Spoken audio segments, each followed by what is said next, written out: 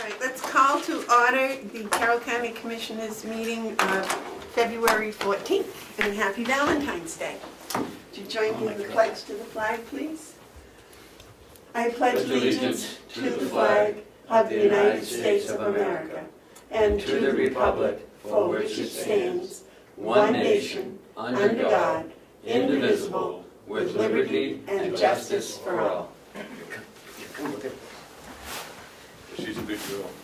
Oh, she's beautiful. Look at those eyes. Okay, I await a motion to accept the minutes for February 7th. So moved. Would you like to second that? Second. Okay, all those in favor of accepting, or is there any discussion or additions or corrections? If not, all those in favor of accepting the minutes of February 7th, say aye. Aye. If I might, Madam Chairman? Yes. Even though I wasn't here, Yes. I checked into it. And a lot of people will abstain, and that's okay on minutes, but I don't. I think the minutes reflect what you guys did, based on what I heard. Well, and you could watch the meeting Right, on the right. government.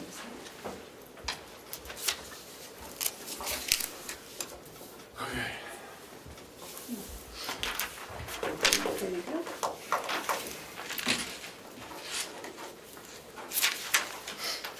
Okay, is there any public input? Okay.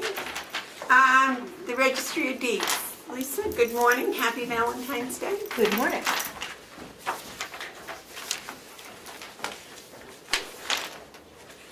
Okay, which would you like to start with first? Got a whole list of things. The copier, perhaps, since it's fresh from last week? That's a Panasonic one, correct? Yes. What did you find out? Well,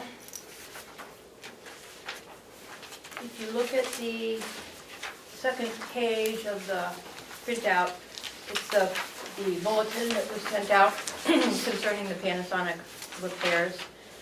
The notice that they will not be repairing or providing parts anymore as of March of this year. As a matter of fact, this week we had our drum go again, and the last time it had been replaced was just about a year ago, and they had to replace it with a off-the-mark drum, and Panasonic doesn't provide those anymore, and it failed in a year.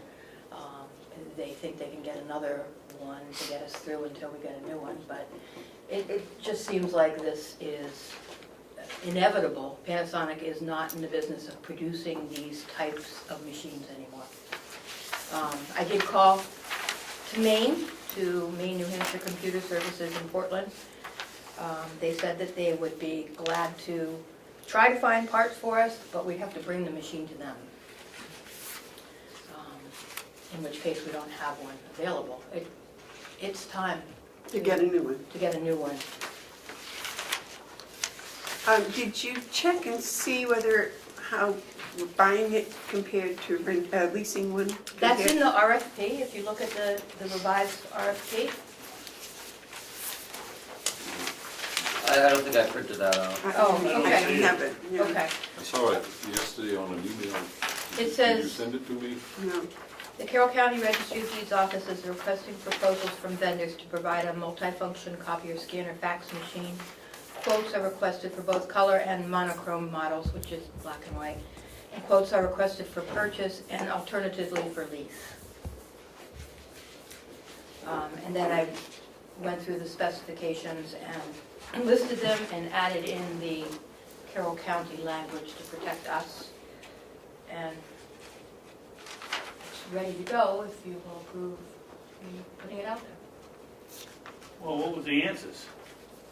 I have to give it to vendors before I get the answers. Oh, that's not what you sent out. I haven't sent anything out yet. You need to approve it first. Okay. Because we had talked about it, and then Yes. there was a bunch of questions, and so and then I had a concern about the language for the bids that we always put on to protect us, and so she added that in. You're welcome to look at it. Yeah, Well, we'll get a copy Do you of find it. it We're acceptable? gonna get a copy of I it. didn't see it, so I can't say that. You did. You proved the language for the county. Oh, that's You right. read the whole- yeah. Yes, then It it's was fine, you're right. last week. Yep, I see so many bids, it's, Yeah. you're right, exactly. So basically what you did was take last week's RFP and add the county. And And add add- the lease in, Yep. and I took out what the display had to look like, because that doesn't seem quite so important. You were right, Commissioner Babson, about that. But left pretty much everything else in there. I did add language, the machine will meet the specifications herein, or equivalent industry specifications. Yes. So do we have to vote on the RFP? No. No, okay. So you're happy with it? Yeah. All right, so I guess that's it, all set to go. Then there was something about archiving. Yes, there are two other Yeah, things. there's a couple other things that I think you should be aware of. Right. There are two, and they both have to do with storage and archival storage. The first is microfilm. We'll be receiving in the near future the first batch of our microfilm, which we will be going through and proofing. We're getting 2 copies, one to be stored here in the vault upstairs, and the other to be stored off-site. And I looked into where we could store them. There are a number of private options out there which cost a significant sum of money. And I've talked with Brian Burford down at the State of New Hampshire Archives, and he's offered to store the second copy there for us. How much? Free. That's a good price. Where do Can't we, get better than that. where's our off-site storage now? We don't have microfilm off-site. No, but don't we have some off-site storage in a bank someplace? That is true. It is electronic, and it is only up to a certain date. And it's not the archival storage. It is there are discs, they're called, what are they called? Worm platters, and they contain electronic images. And Okay. I'd rather not reveal where they are, Right. but they are Okay. off-site. This is the microfilm. This is the archival backup. And that off-site would not be appropriate for the microphone? Not at all. Yes, David? Lisa, can you give us a little, tiny bit of history? I remember 10, 12 years ago, we were funding microfilm, or fish, or whatever it is, film for microfilming some of these deeds. Did we stop and go to something else? Could you give us a little chronology of that? Sure. Lillian instigated microfilming sometime in the 80s. It was stopped in 1991. We do have a set of microfilm from that time period. It's here stored in the vault, it used to be the probate vault, and it's been a lifesaver to have that. The problem with it is two things. One, we don't have it from 1991 to current, and the records from 1991 to the late 80s and even into the early 90s were altered down at the registry. For instance, discharges of mortgages were actually written on the margins of the mortgage rather than being reported as a separate document. And so all that information that happened between the time that the microfilm stopped being, or was produced, which could have been 1980, through current, that was written on the margin, is not included in that. So that set is incomplete, not only because it doesn't have current, but because it doesn't have any of those notations made on a 1950 mortgage that it was discharged, or that there was a boundary line agreement, or a right of way. Excuse me, so from 1991, you did it in the margin? From Or whenever that 19 was started, probably in the 40s, they would make notations on the margins. Okay, but we put this on microfilm, you said, from about 1980 to 1991. Yep. So in that space, those 11 years, theoretically, those deeds are done, right? No, because they had notations made on them after the microfilm was made. Okay, so if we made the microfilm in 1989 and there was something that happened in 1995, the notation was made in the boundary or the margin of the deed and didn't get microfilm. Correct.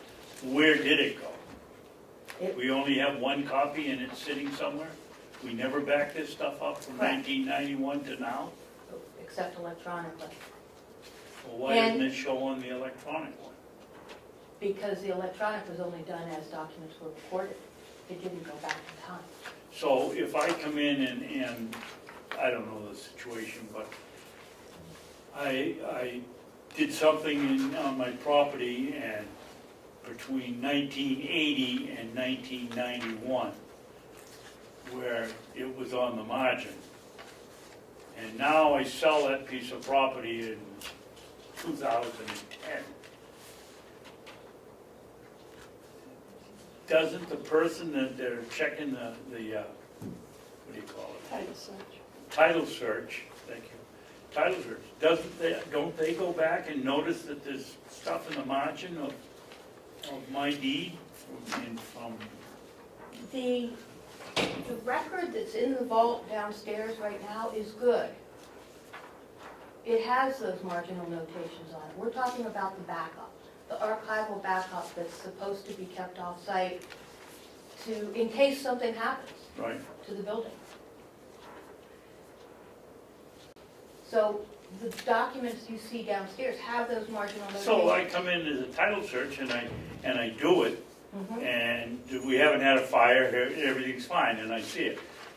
We have a fire when the title searcher now has to go back to the backup that's somewhere else. And it's Aren't incomplete. they gonna see that there's some, when they do the tracking, that there's some No, marginal notes? the information's not there on the backup.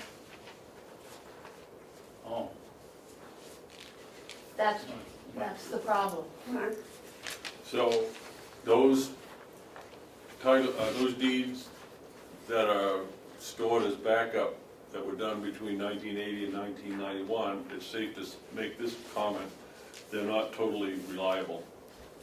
Correct. The backup is not, All right, the backup is not. correct. That would seem to me to be something that's not acceptable. Well, we have ordered the microfilm. We're gonna keep, and the microfilm is being produced off of the good record.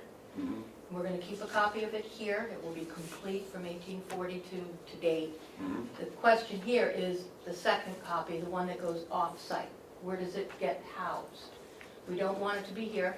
No, that's fine, go to the state archives, I'm talking about those 11 years, that backup that we have for those 11 years, how are we going to correct that?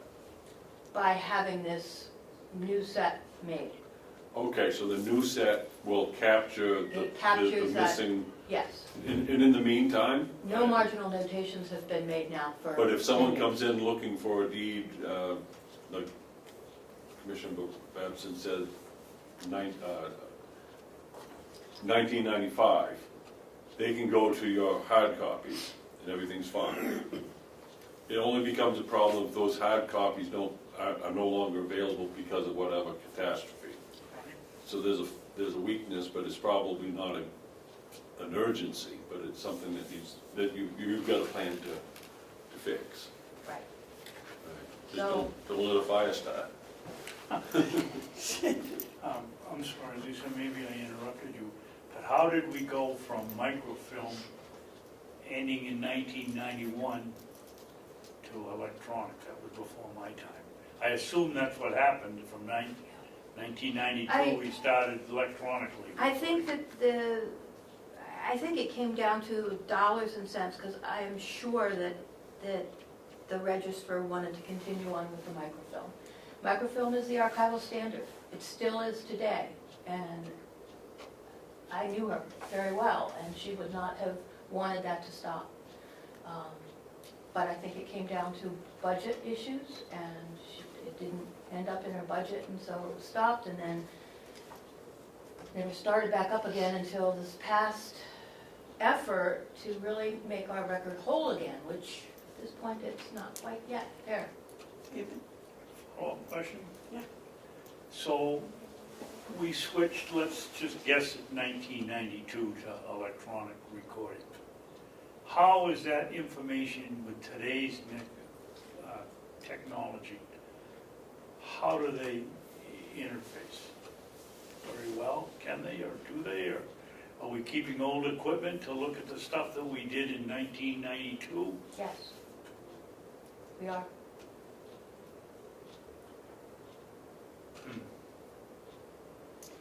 And we're gonna move forward from 1992 to now on microfilm. From 1840 to date, we No, will have, You said we're all set till 1991. So 1991 till present, we're going to, right, From go. 1980 to 1991 is the only time they used microfilm. They Right, didn't so have, from 1991 on would be what we have to put on microfilm. well, it should go back to 1840 to the Right. original Well, we've first. already told it, that's already been ordered. that's been ordered. We just been talking about where to store the off-site copy that's coming. Well, I'm not worried, I'm like Mark, I'm not worried about that. I'm worried about whether we're gonna get a system that 10 or 15 years from now, nobody's coming in and saying we need another $1 million to change to X and Y. If it's stored off-site, we're guaranteed pretty much guaranteed that we'll have it available. People will be able to read it. All you need to read a piece of microfilm film is a flashlight. We have machines downstairs that can read it. We don't necessarily have machines that will print. As you've heard the story, I had to run all over the 2 counties to try and find a place to print it. Came up with a shortcut solution that we put it in a reader, take a picture of it with a phone, take that image, put it into our machines, and clean the image up, and then we can see the image. So there are ways to read microfilm that there aren't with electronics. Electronics, if it's scattered, it's gone. So now we're gonna have microfilm, but we don't have any way to print it. We are able to read it. You can read it, but you can't print it, you said. Can print it if I take it to Laconia, or if I use my camera. Well, you know, we're not paying you to travel around the state, so. Right. Why don't we have a microfilm Reader, printer, printer right here? $100,000. That's No way, crazy. no. I can't believe it's that much. You got one at the County Library. I have It's a one. reader and you hit a button and it prints. I have one downstairs that doesn't function well, and I have not been able to find parts or repair people for I it. can't believe it's $100,000. For a new one. Well, I don't believe that. I have. I can't and imagine. Maybe it's less than Wouldn't be many 100,000, around. but it's huge. And we don't need it enough to purchase one. Yeah, It's easier to go somewhere else or to use this other technique. okay, all right. So what you're asking is to store I the think I have, copies off-site, and you'd like to do it down in Concord. correct, at the archives. And it's the same request for the next item, and I would hope that you could vote on this because you are the custodians of the record as well as me. Well, that's what I was wondering, do you need our permission to? Yes, Okay, so I'll make a motion that we authorize the Registry of Deeds to utilize the State of New Hampshire Archives to be the off-site place for microfilm. Second. Are both of these for microfilm? No. no. But we're talking about microphones. Yeah, this just about the archival one. Okay, are there any more discussion? Okay, all those in favor of the motion say aye. Aye. Thank you. The second is, on an email, it's called the relocation of the single-sided deeds to archives. The prior register undertook a consolidation project which converted the deed books from single-sided pages to duplex pages. And these pages were put in boxes and stored upstairs in the vault.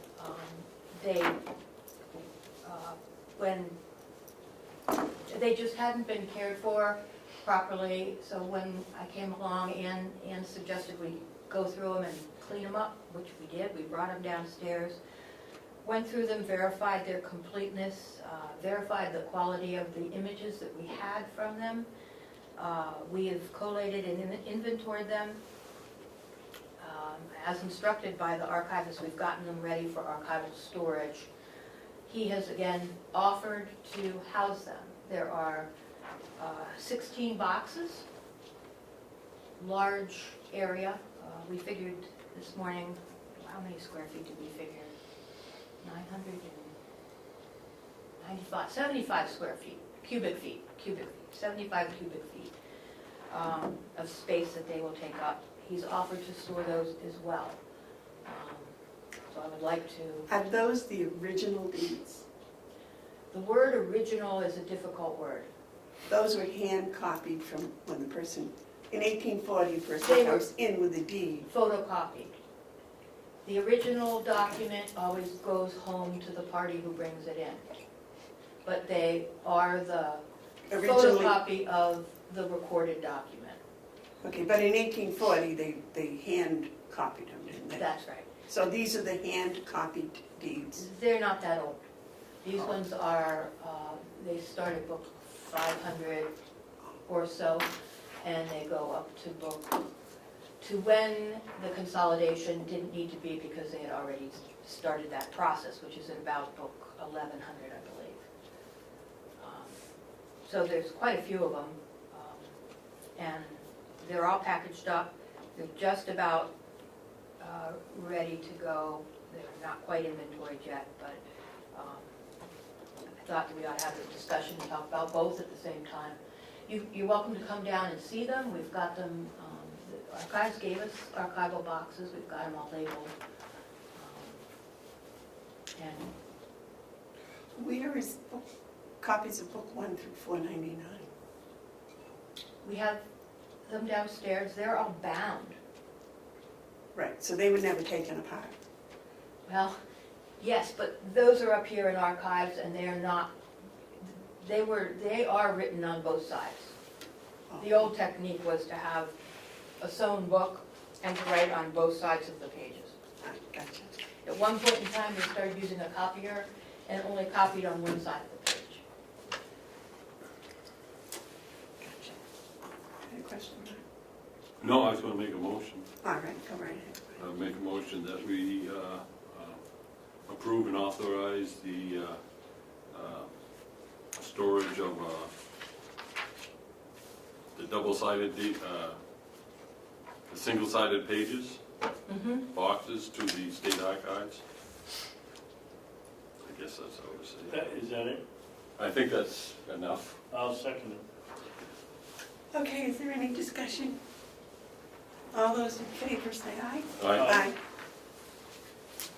Thank you. Just to let you know, while you were talking, I went online and looked at the price of those scanner printers for Makerfish. You can get them anywhere from $5,000 to $15,000. All depends what you want. They're expensive. Yeah, but they're not 100. They're not, Yeah, that's right, like, Mark. it's kind of a lot of money. That's okay, that's all right. Yeah. Information is good, Yes, thank you. yes. But book 1 through 499, the originals are upstairs.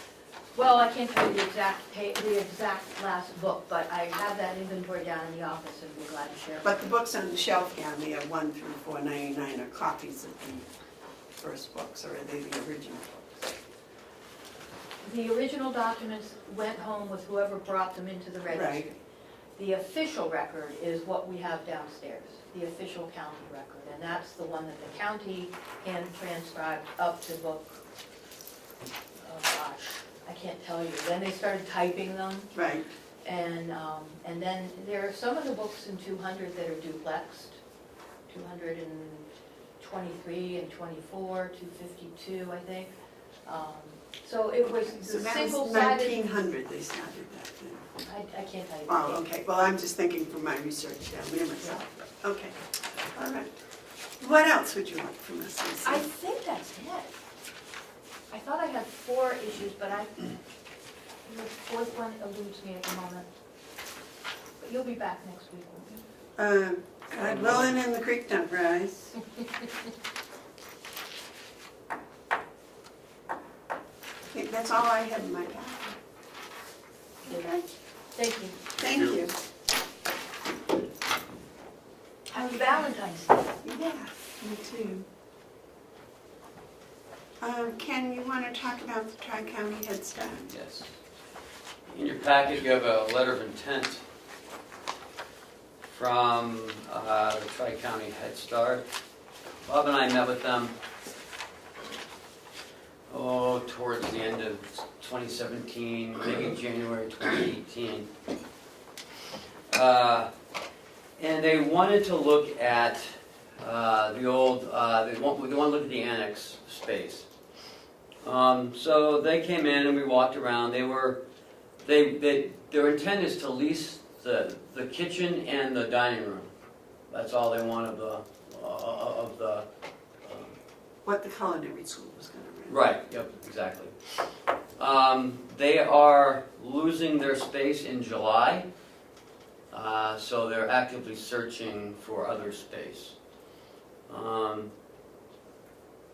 So they are interested.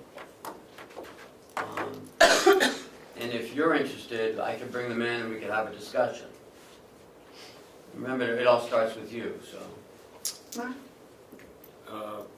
You're gonna have to walk me through that facility again, because I never quite know where we're at with it. Is asbestos present in these areas that would make it something that wouldn't be? No. No asbestos? No. Okay, how is it being heated right now? Propane. In what temperatures are we running it at? I think it's 50 degrees, I think. We're maintaining 50? No, it's higher than that. It's higher than that, it's warmer than that, it must be 65. Yeah, it's probably 65. So we're maintaining 65 degrees currently. All right. Is it ready to go? Is it something that they can use? Yeah. The Culinary Academy was looking at it and they were going to move in. There is a little bit of work that they need to do. It's on them, though. Yes. It's on their dime. Yep, and they understand that. Here's my thinking on it. If there's any way that we can help this Head Start program at all, I'm in. This program is, it is like a real important safety net for that age group and that income level. And so I have no problem if it can work for them. I would think it would be interesting. I think that you'd have to look at certain things like security, access, that they are children and it is within, walking distance of a jail. I'm not overly concerned about that, but I would ask for the security, understand what the security measures would be. Yeah, and that was one of my concerns, and they have no concern with that. Well, They I do. want. I do. Yep. I mean, they may not, and that's good. That's probably a good indication that I may be overly concerned, but I am concerned. Mm-hmm. But other than that, I think it would be good use of the facility if it can be used. Do you know how large the yard is that's fenced in? It's a lot. It's a whole. I'd say it's probably half a football field. So it's not the 1,500 feet they need? It's more than that. Oh, yeah, it is more than 1,500 feet. Oh, way Okay. Yeah, it's probably 25 or more, 2,500 or more. Half a football field So 50 yards. and 40 50 by 55. 40 Yeah, but that's yards. You gotta do times feet. 1,500. That's their problem. 150, 18,000. It's pretty, I think the fence needs some work, but most of it, I think, is in pretty good It's shape. on them. Yeah, it's all intact, there's no issues with the fence. There's no budget implication No. to the county on this. Just income. Well, even that can be negotiated. I don't know what their budget is, but this is a good program. Absolutely, I agree. Steve? I'd like him to come in because I'm sure you people have been reading the paper over the last 5 years about Tri-County Cap. I want to make sure who's paying, how it's going to be. Are they going to continue to get their funding so we can continue to get paid? I've got several questions. Okay, I'll set up the next couple of meetings. Do we give any money to Tri-County Cap? This is a federal program, Mm. and so I'm sure that, they have a budget to work through. But I think, the other question I have, now 5 questions, is I agree with Commissioner Babson. How much are they willing to pay? Or are they prepared to pay? I'm sure that Yep. they must have had a budget in order to Yeah. get the federal funding, Yeah. so they must have Right. a rent. I won't quote Representative Chandler when we almost had the parole board here, but he doesn't seem to like to rent to government agencies. Well, I can understand that there would be some objection to some point, but I'm looking at the program. Head Start program is important, especially to rural communities. Right. If they don't have any place to go, we have an empty facility, it'd almost be tragic not to make it available. Are they, did they mention, Ken, whether the reason they're getting out is they have to be out in June, but they didn't give you a reason? Is that because Ossipee concerned citizens might be expanding into the area where they are? I didn't get into it with them. Because I believe they're in the same building up there in Center Ossipee. I don't even know where they are. But, that's something to ask them. They had just mentioned they have to be out by I think, this summer, July. They want to be in their new place by then. They don't have a summer program? Again, I don't know. I don't think so. I think it's just the school year. But, again, I didn't. What they say here is they need it from late August or early June. Okay, so it's the school year. And it's that 3 to 5 year old group, and I can just tell you, that is one of the places we need to begin focusing more on in education, is that preschool age group. So I'll go ahead and set it up. Yeah. I would think yes. The next is the IT contract. I don't have a copy of Commissioner Babson? No, he didn't give me but we have to explain what we've done on the contract. I've never seen, I haven't seen this contract, and there's a renewal of it. Well, We voted here Yeah. in setting up the contract in non-public on what we were going to do. We did. Mhm. Yes. it. We gave you permission to negotiate. No, we voted. Was that after you negotiated? I don't know, Should we recess and, Why don't you give me the printed out sheet that we worked, did you get it, for the reasons we I forgot it downstairs. Should we We get can a come back. copy of that and vote on it next week? That would give us a week to study the contract and make sure. There's no contract. We voted what we were going to do here last week or the week before, 2 weeks ago. 2 weeks You ago. all were here. Or 3 weeks ago, actually. 3 weeks ago. And what we gotta do now is, it was a contract, we gotta make it public and explain why we did what we did.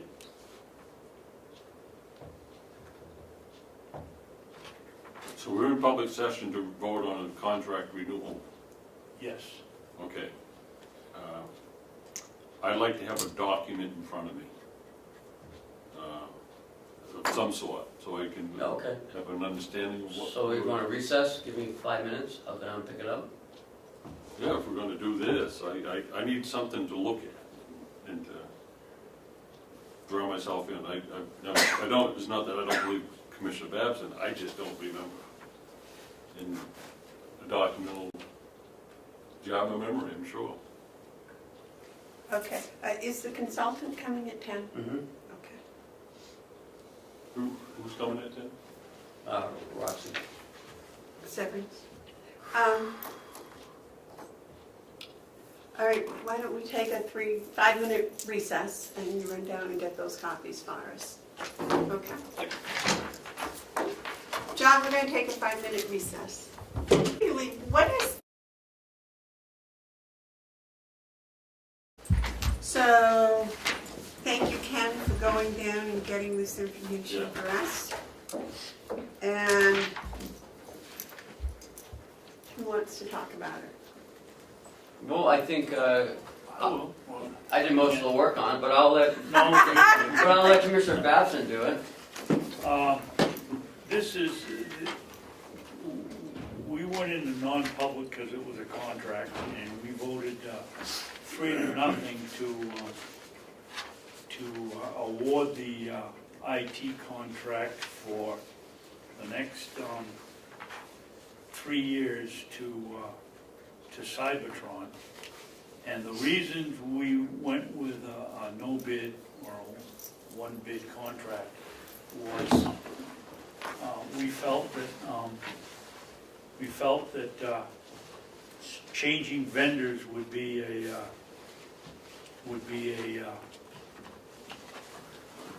long process, and a new vendor would have to learn the whole system, and it could take up to a year or so to become familiarized with what we had here. We also were concerned that a new vendor might come in here and say, oh, well, that equipment isn't good, or we need this, or we need that, and the infrastructure would have to be changed, which would create another cost. We realized the savings, because John is totally familiar with our system, Infrastructure. with the infrastructure, and he was able to reduce his price. The overall performance of Cybertron has been very good, and the last reason, and you can think what you want about it, but we weren't even required to go out for a bid because it's a service, not a product or a materials. Let me see where he put down, I don't want to get the wrong figures here. It's on page 3. It's on the top right-hand corner of the page numbers. Okay, well, where's the, I see. Terms and conditions.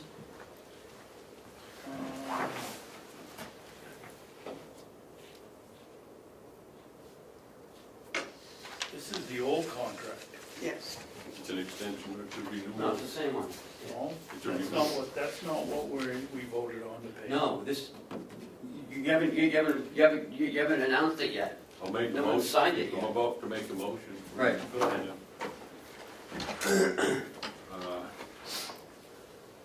Okay, so the ending date is March. Yes. So a 3-year extension makes it 21. 18, yes, March believe- 31st, 21. We already voted on that. Now, we have to make this vote in public. We went over the terms of it non-public, which is Right. allowed, but the award has to be made public. So I'd like to make a motion. Is that all right with you? Go ahead, yeah. I'd like to move the county extend the current contract, renew and extend the current contract with Cybertron for 3 years at the rate of $103,000 per year, with the contract ending date being March 31st, 2021. And Okay, is there any more discussion? All those in favor say aye. Aye. Aye. It's a, Unanimous. it's a $5,000 savings per year. Right? yeah, Well, I also want to say I'm very satisfied with the work that Cybertron has done in this last year, and we have more to do, and I can't think of a better way for us to proceed.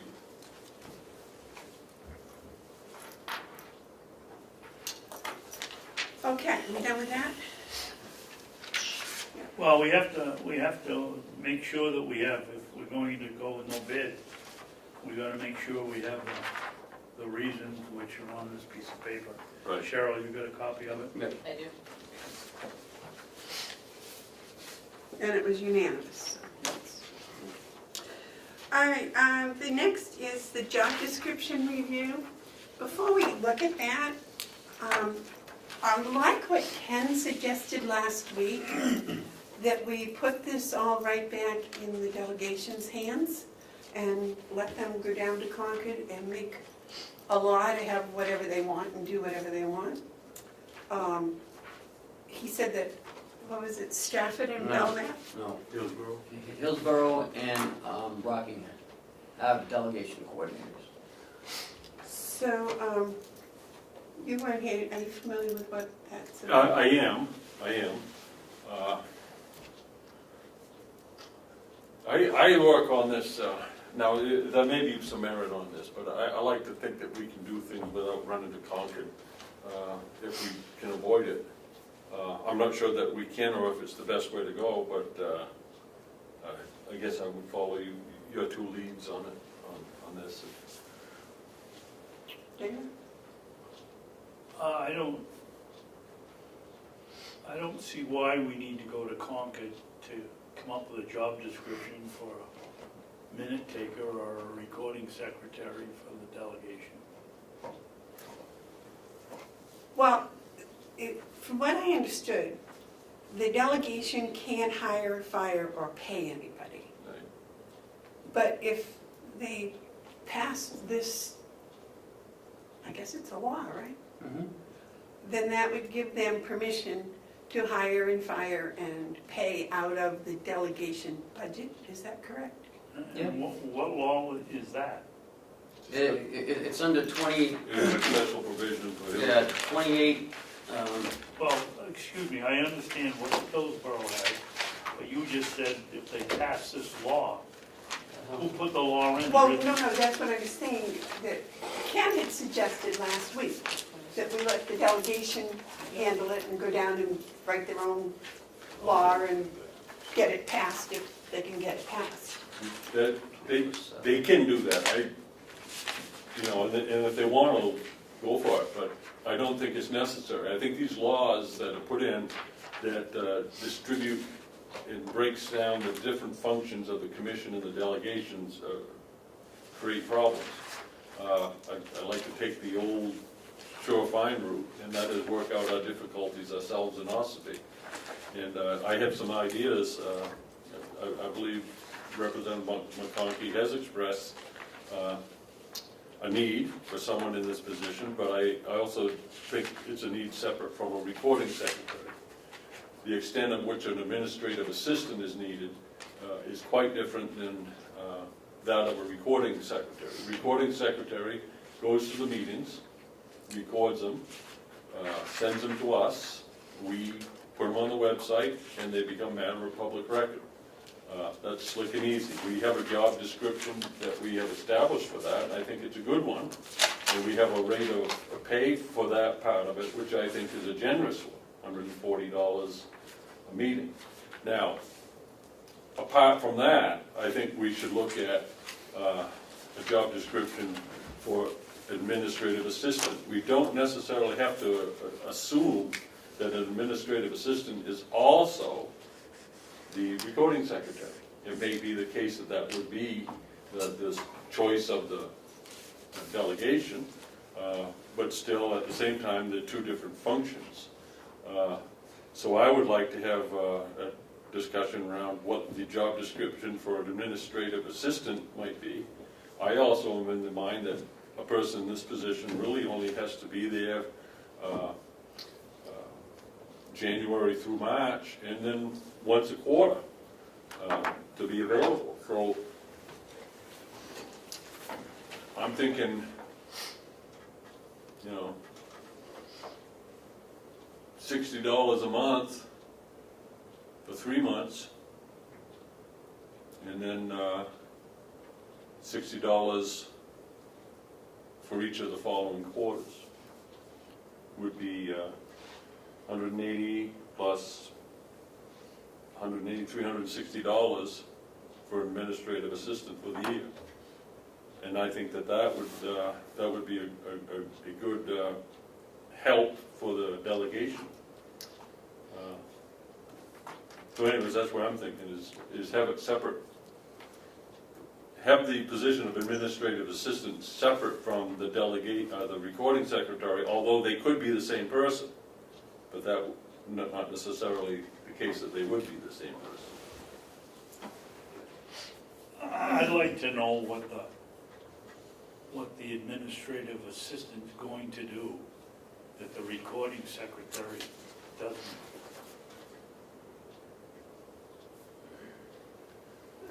My understanding, and I did have a meeting with Representative McConkey. Recently? Yeah, maybe the week before, 2 weeks ago maybe. He and I spoke about this, and I do concur that when they're in session, which they're in session now, they being the delegation down in Concord, they're very, very busy. And there are things that a person as an administrative assistant doing legwork, but as an administrative assistant might do on behalf of the delegation would make their job easier and wouldn't cost us a whole lot of money. That, however, is different than a recording secretary. A recording secretary doesn't have to be the administrative assistant. It's a different function. So I think when we look at Chairman McConkey's description of what needs to do, he has a pretty basic sentence here: perform other similar or related duties as required or directed by delegation chairman, which may include compiling reports or transcribing minutes from subcommittee meetings. See, our recording secretary doesn't cover, so there's a void there. Or special meetings as directed by the delegation chairman. So I think that is their need, and I think it's a need that they have demonstrated that they have. And I think the best way to pay for this is out of the delegation's budget. And as far as affordability, my thinking is $60 a month for 3 months, and then $60 for each quarter. Should pretty well do it. So that would include her taking notes during January, February, March? No, the recording secretary takes the notes at $140 a meeting. So I think what's important is that we don't assume that the same person, what, did I misspeak, correct me? I think you said 145, I'm not. Well, whatever the amount Well, I is. thought it was 140. I thought it was Maybe it is. Whatever- We have so many numbers pop up. Whatever it is, that one, in my estimation, is taken care of. It covers the need, and it is a generous amount. The administrative assistant could be the same person, but I don't think you want to build a job description based on it being the same person. So my proposal is to approve the creation of a part-time position of administrative assistant to the delegation, who shall, job description would be to perform other similar related duties as required or directed by delegation chairman, which may include compiling reports or transcribing minutes from subcommittee meetings or special meetings as directed by the delegation chairman, and that this budget amount be $720, $360 for the year. And then the recording secretary gets $140 per meeting.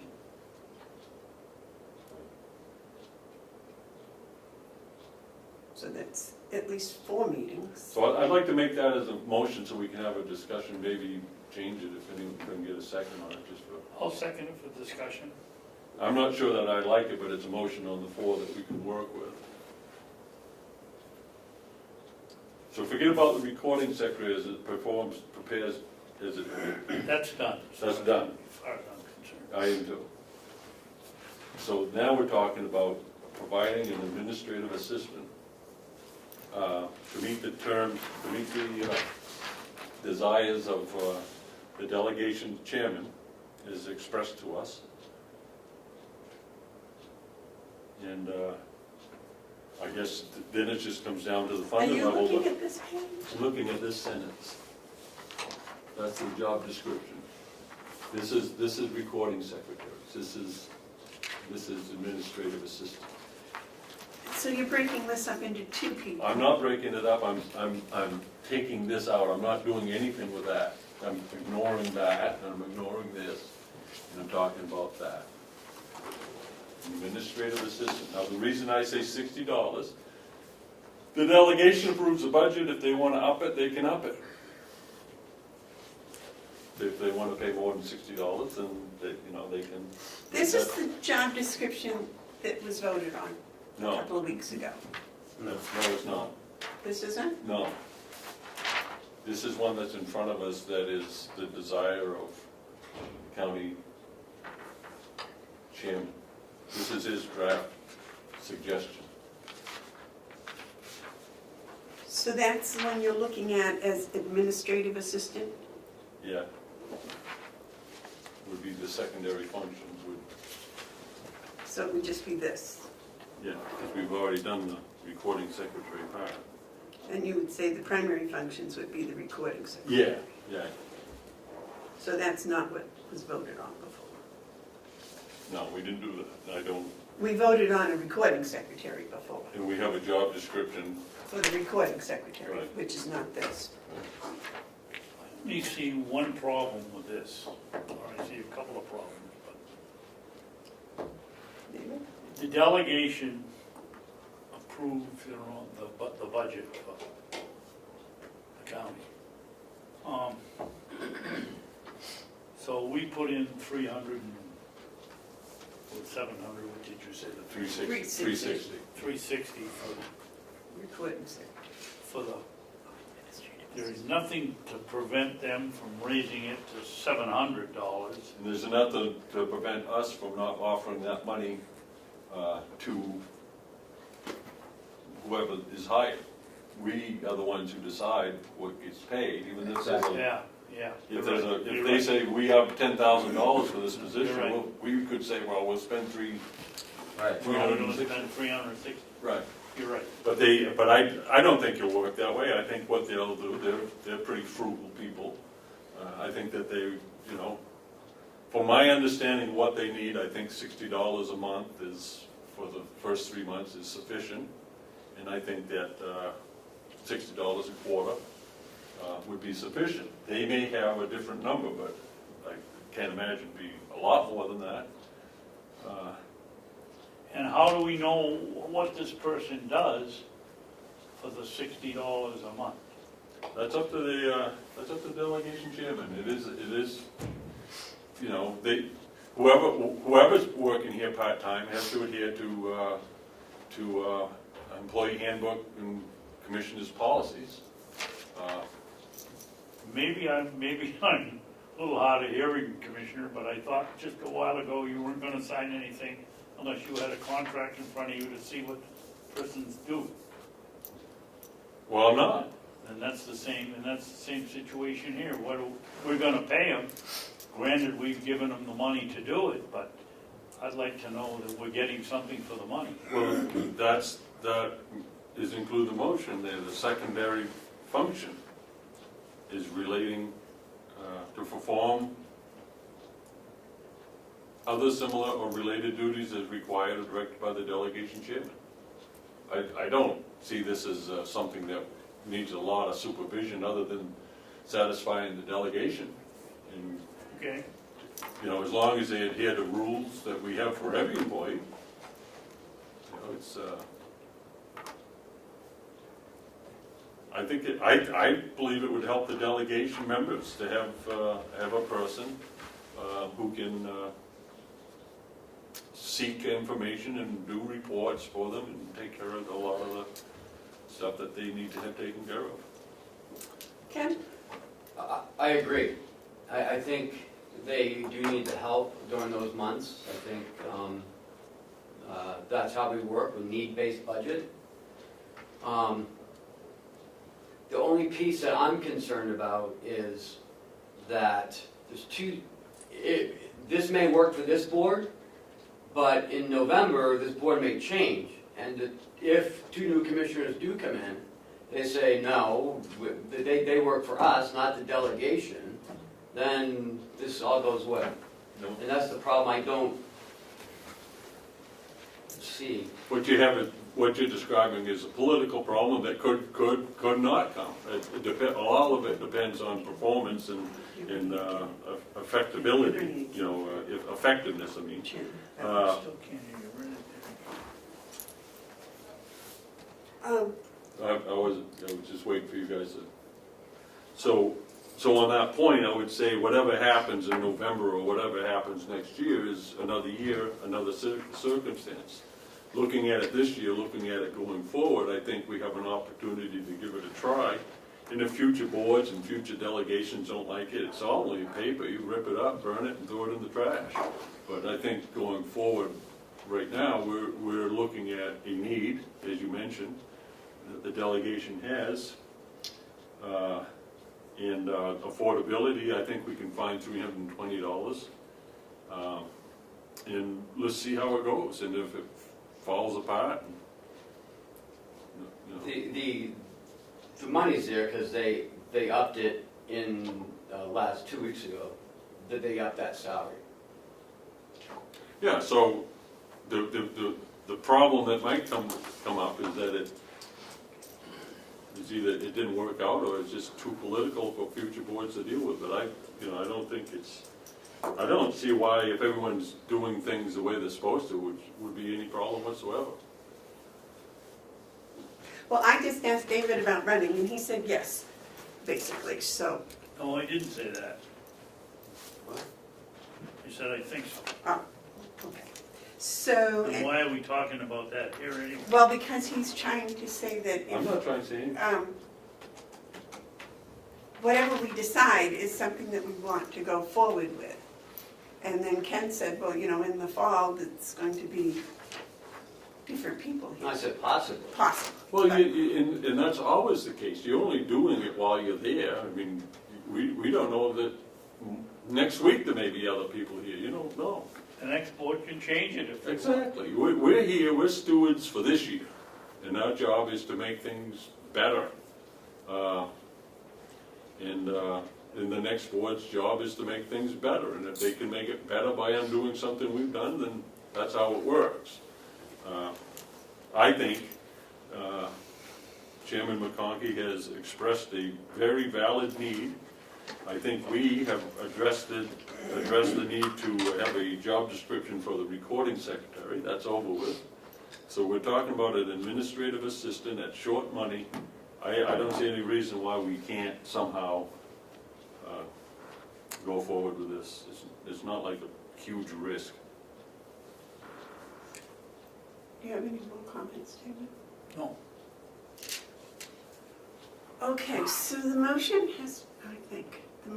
has been made and seconded for the job description of administrative assistant to perform other similar or related duties as required or directed by the delegation chairman, which may include compiling reports, or transcribing minutes from subcommittee meetings or special meetings as directed by the delegation chairman. And then the required knowledge, skills, and abilities are the same as on this job description. No, my motion didn't include that, so I don't want to add that to my motion, but I did make mention of the money Yes, $360 per year. per year. Yeah, So $60 a month for the first 3 months, yeah, and then $60. $60 per quarter after that. So 180 for 3 quarters, and then the 183.60. And that's a starting number.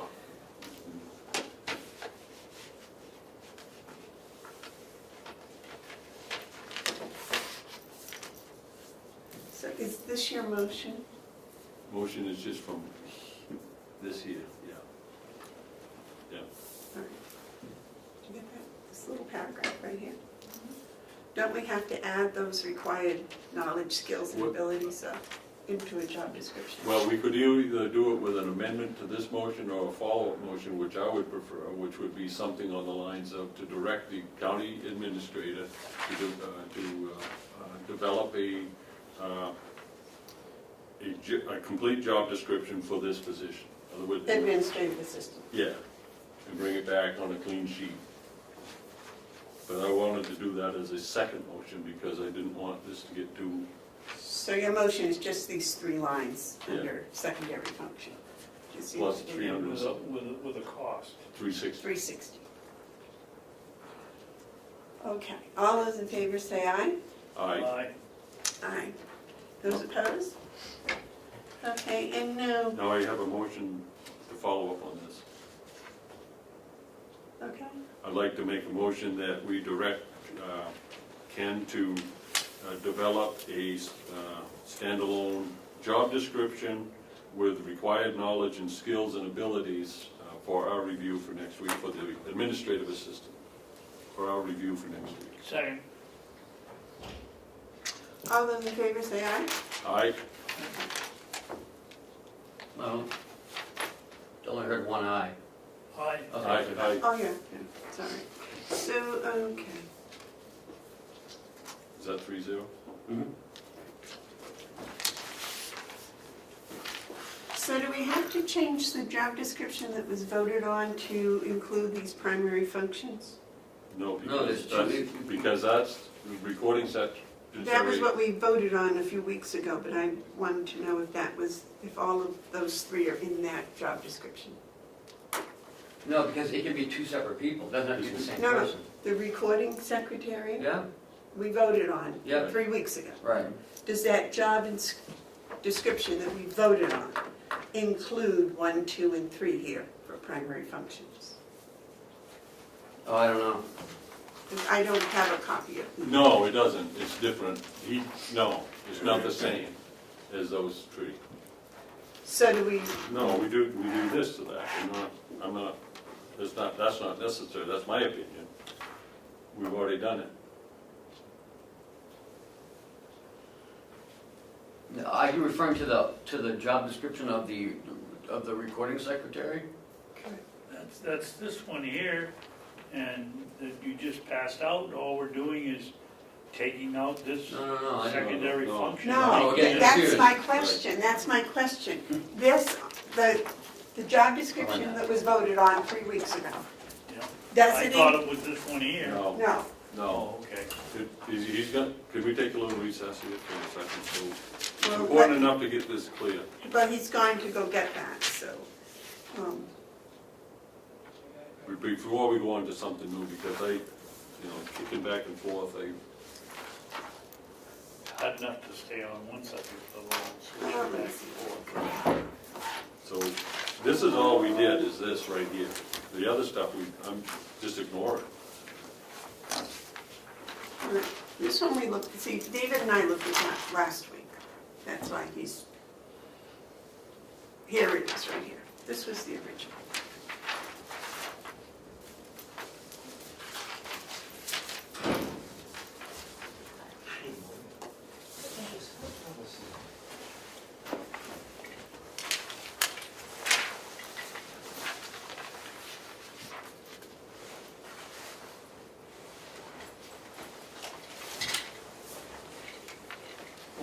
this one come from? Mark McConkey. Good morning, John. Chairman McConkey produced that one for our consideration. Oh, okay, that's right. Right. Okay. It should probably have had that notation. This one was from McConkey, and this was ours. Right. Right, Okay. but this is just for the recording secretary, and what you voted on today was the administrative assistant. Do I do a presentation, or they have to, and then?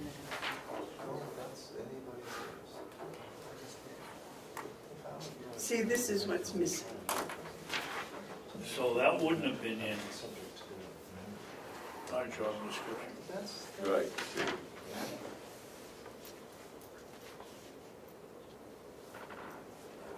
Okay, so I guess that, it's fine, was it? It's good. See, this is the only thing that's in the one that you voted on Is that? that isn't here. So that's the only thing that's in the recording secretary that isn't on Okay. this. Right. So this one was approved 2 weeks ago for recording secretary. And this one was approved for administrative assistant.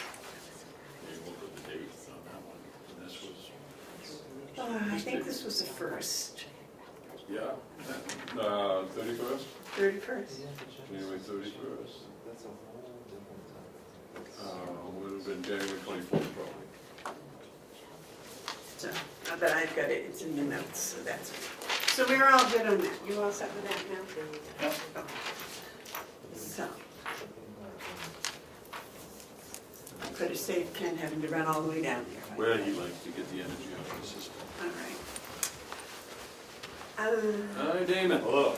How you doing? That battery's in your alarm clock, David? Yeah, we start at 8:30. I know you do, but I'm after starts at 10. Did you leave us last week to go to court? Did I leave what? Well, you left us last week. I think I probably did. Not that it's any of my business. I missed you. Oh, thank you. All right. You want to go on with one of these now? Yeah. Yeah, we might as well.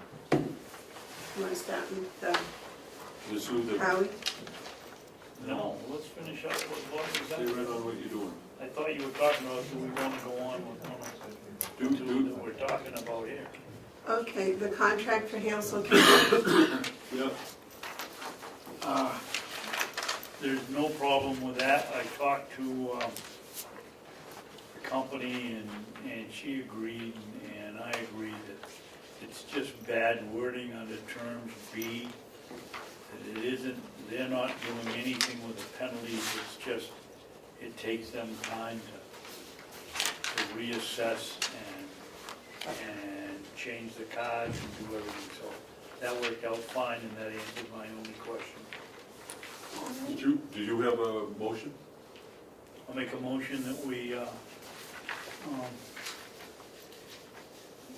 award the contract for assessing at Hale's location to Comerford, Snyder, and Perkins for the year 2018 at a price not to exceed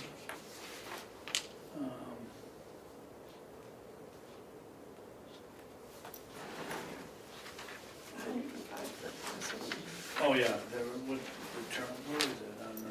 Page Not to 4. exceed $105 per parcel of land, and any other, and I'm gonna change that. 2018, under the terms of A, B, and C. Second. All those in favor say aye. Aye. Aye. Those opposed, sign please.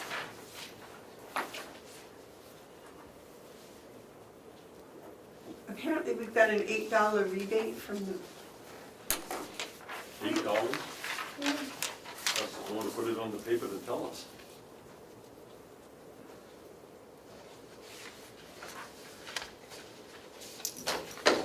I I don't have any papers on that, do you?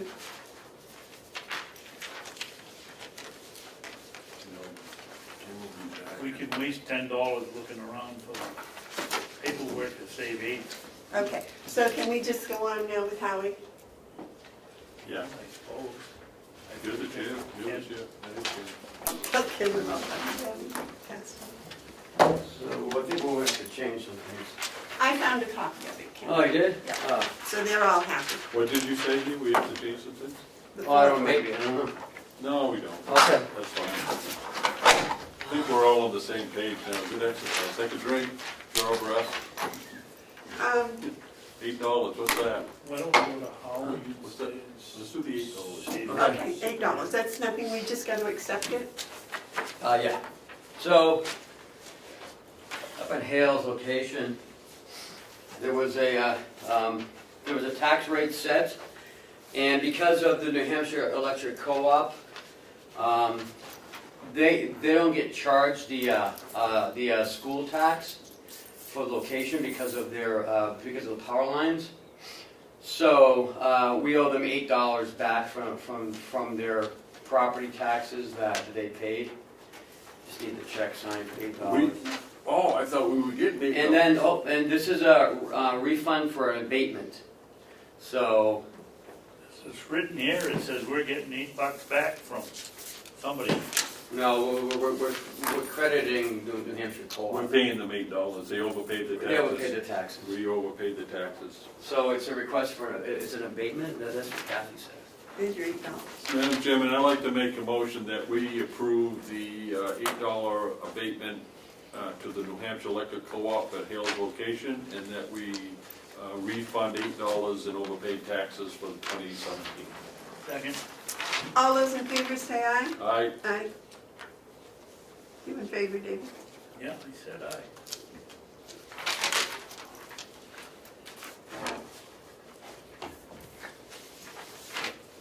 What is this? That's really what that. It's not on here, but it's this paper I have in my packet about eastern states. Eastern slope, I'm sorry. That's after. That has nothing to do with this. Okay. Now we got Howie. Howie. I've been trying to do that. Come on up, Howie. And is this also for assisted living with Yeah. RT2? Yeah, Okay. we yeah. Yeah, that's the only thing I have you on the agenda for. We got everything out of the way so we could listen to you guys.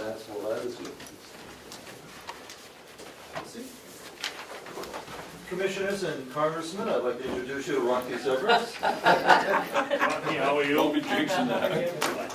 Principal of RS Consulting from Whitefield.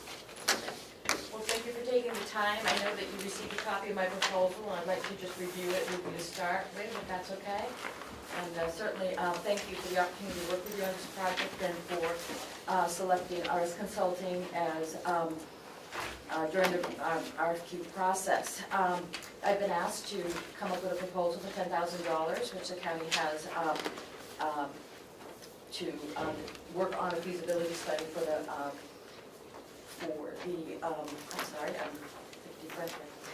for your assisted living feasibility study. I've broken down the cost of what I would do.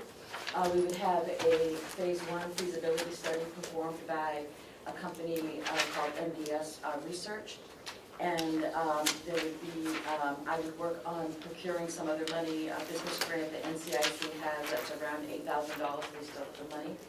And then also working on a proposal for the New Hampshire Charitable Foundation and their express grant funds that are due, and that they have available, and it's due on March 30th. And so for the $10,000, the deliverables would be a phase 1 feasibility study, a proposal written to NCIC, and a proposal written to New Hampshire Charitable Foundation.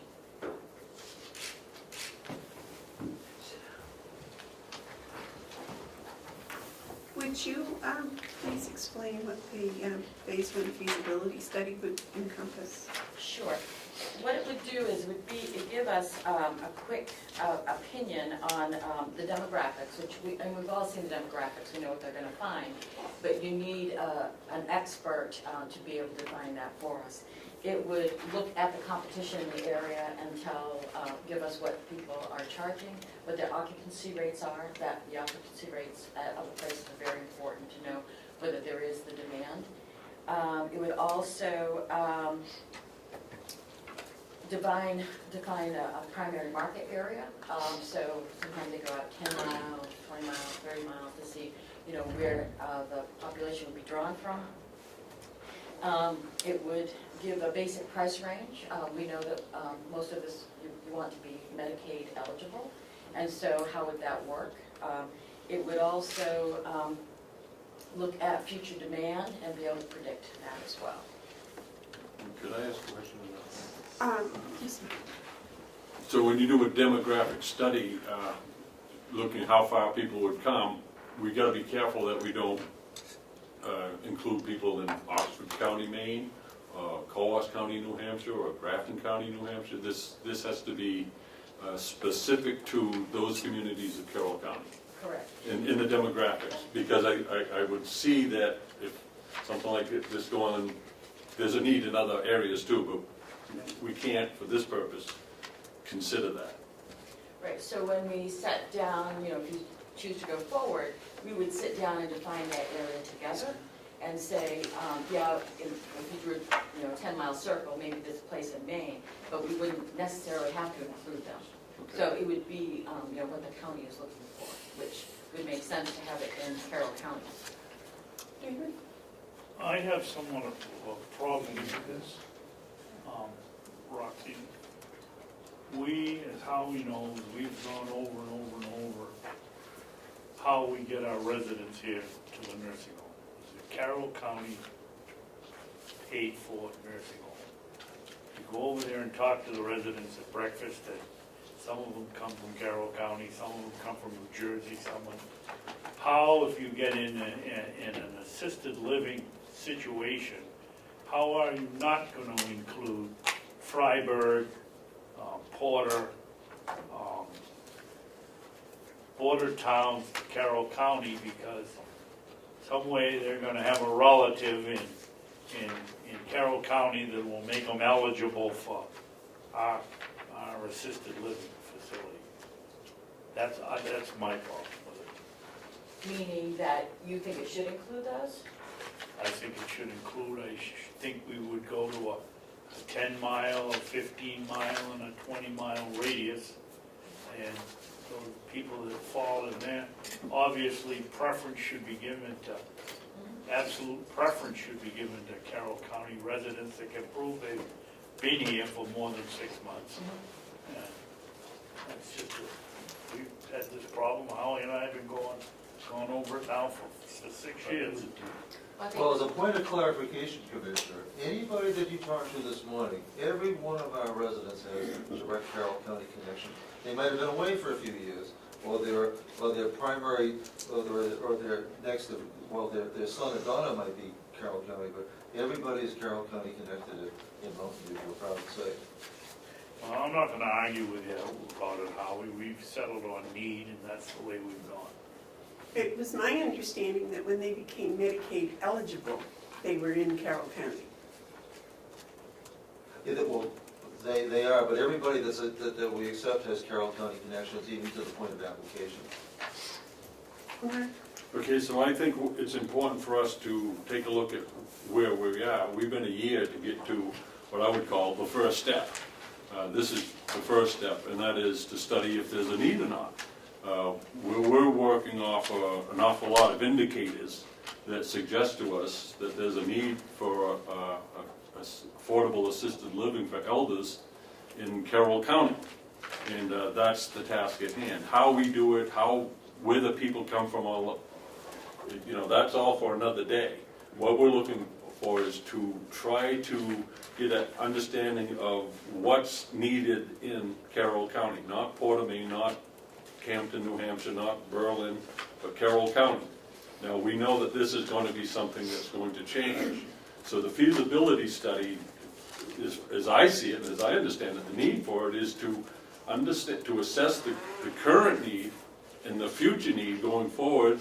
When you hear the projections of what the need might be, that requires us to put a fairly inconsequential amount into the first step, which is to take a look and see if there really is a need. And so I think this proposal works because it becomes the leverage that we need to get further funding to go deeper into it. And I think by doing this, then we're going to be able to have an expert assessment from RS Consulting that will say, it was good to take a look at it, but they may say there's really not a need, or there's a need that can be met in different ways. But until we take the first step, we're never going to have anything except the idea that there might be a need. And if we don't do anything other than that, and if there is a need, then we will be behind the 8 ball. So I am in full support of this proposal. I thank you for it. It's a lean amount of money to do a lot of work, and I appreciate that you would step forward to help us in the off chance that there might be more behind it. So I think all the talk about who's going to use it and how big an area, that's for another day. We need to assess the reality of what many of us perceive to be a need. But I think it needs to be all of Carroll County, because it was my understanding there was a possibility of two locations. Well, and the study may reveal that as part of a way to approach a need if there is a need. Yes, it would be all of Carroll County.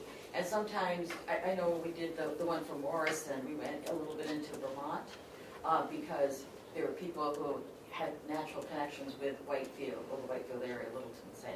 It made sense for us to do that. So I think we do it makes sense. And so part of the process is we define the area, but then we talk to the experts, which are people who live here.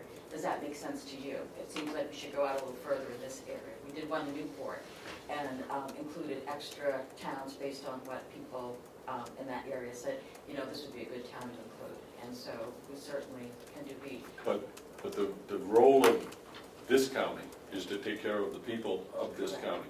And it's very important that we come up with information based on the needs of this county. If the state wants to look at other counties, or if other counties want to look at themselves, that's up to them. But we need to confine this as a Carroll County initiative and study. Absolutely. Jim, Yes. Roxy, you said something about a professional in documenting the demographics. I've sat through, I can't tell you how many lectures, talks, committee meetings, and what the state level, the county level, and the other level. And obviously, there's a need here. I mean, one of them, and to say this one here is the only one that's professional, I think that all of them, I don't believe that the state of New Hampshire went out and hired somebody that wasn't competent, and so, I mean, this is needed. It's just, Absolutely. I would skip the first step and then find out where it goes from here. We know it's needed. Yeah, I think it goes to more beyond just the need. So the numbers are out there, right? People Yes, are aging. absolutely. And we can tell by data that the state has that there's people with income limitations. And so we know that, but what the study helps us do is to help us define, is there, the size of the market, the kind of buildings, the size of the units that people can afford to build. So if you're in a really rich area, you build them bigger because the people there have money, but if you're in a smaller area. So what the study does is not only gathers the demographics, Oh, but, okay. it gathers demographics, but it gathers other information out there as well. They make a lot of calls around different people and finding out what is out there, what's needed, what people are looking for. We may find that, it's a lot of memory care. We may find out it could be independent living, that people are saying, I really don't want to be in assisted living. We're looking for a supported independent living. And so if that was the case, then you wouldn't want to build an assisted living. And so it gets down into more of the details of the kind of assisted living, the size of the units that the project could afford. So it's a little more than just demographics. It supports. I'm glad I demographics. asked the question, because that really I can spells see why out you'd what's say, gonna yeah. go into the feasibility study. Question for you, Howard. I didn't think this was going to be a place where Alzheimer and memory care was needed. I thought these were people that could live alone with assistance. Well, that's the supposition. What we have talked about conceptually is that if that need were identified, that it could be best met with an expansion to Mountain View, with there's already staffing. So we've made a number of broad assumptions, which Roxy's analysis is going to test. If she finds that the only need in the North Country portion is for memory support, we might need to rethink what we're doing and how we're doing it. But right now we're doing it on a lot of guesswork. This will be confirming some basic assumptions. Well, I thought it was just, From an operational perspective, it would be much easier to run memory support as an adjunct to a nursing center than it would be as freestanding. So from a cost, even if there were a need, it might make more sense for those residents to come down here than for us to have the center there. but I wouldn't call that assisted living. But Mark? Yeah, I think we're getting a little ahead of ourselves, and it's hard not to, because, I would speculate, I would make the observation that for anything to work, it will have to be some sort of private-public arrangement. But that's even beyond what we should be talking about. What we're talking about is we have $10,000, and that money is leverage money to help us get the rest of the money that we need to do this study. This study's going to cost a lot more than $10,000, I would suspect, to get it to the degree that we want to have our answers. So this proposal is about using that $10,000 to seek that other money. And if that other money is out there, and we believe it is, then this is a good use of that $10,000. We don't want to go so far into what we're going to get from the report to forget that this proposal in front of us right now is to use that $10,000 to go get the rest of the money that we need. So for that reason, I would like to make a motion that we accept the proposal, agreement for services with RS Consultants in the sum of $10,000 to be paid in accordance with their proposal.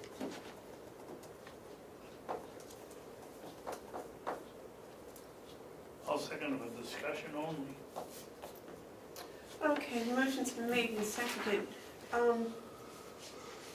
I thought this was going to have matching funds. This is how you go get the match. Well, I don't want to spend my $10,000 until I see the matching funds. You don't put skin in the game, nothing happens. David, do you have a comment? Yes, but it has not have to do with what you're just talking Well, about. I just made a statement.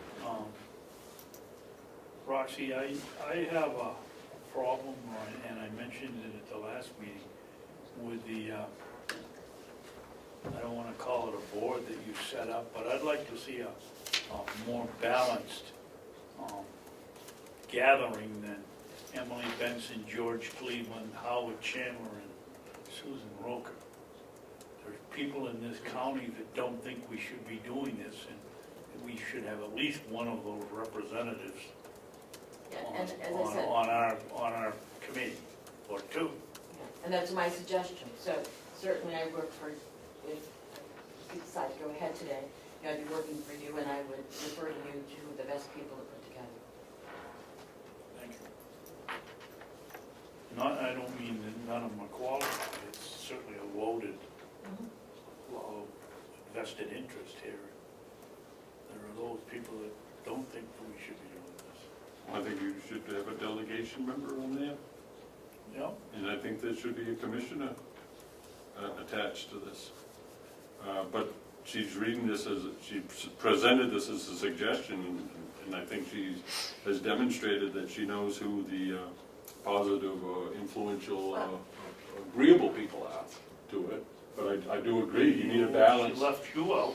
But if you're writing a Yeah. grant to get money to do a further study, you do want to present people Right. who you want people who, to be able to define Yeah. why we need to have it done. Right. And so whether or not it gets built is another story. Then That's a different thing. it's a different thing. I will work with anyone you say needs to be at the table.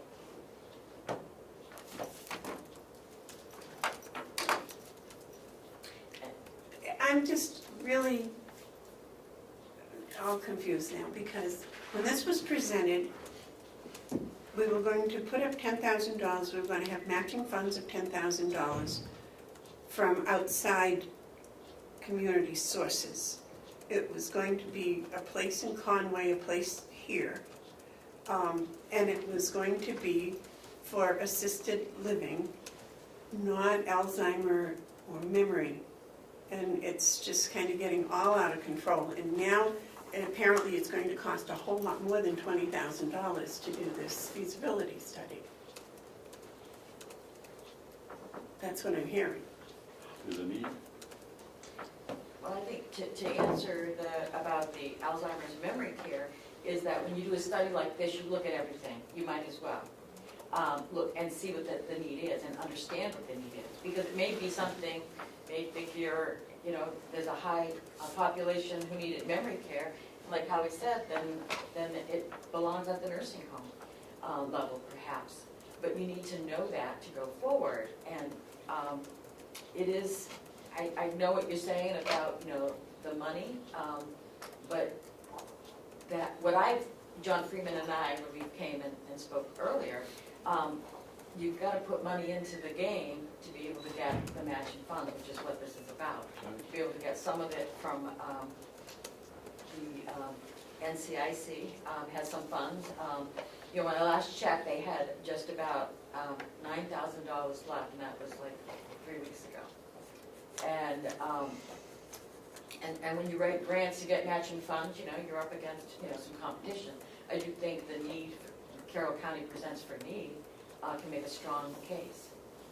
I wouldn't want to spend 10,000 to get 9, but I do think that this allows you to seek other funding sources. What is the bottom price going to be on this feasibility study when it's all done? The total feasibility study, to do the full study, see, I didn't, let me just see if I remember.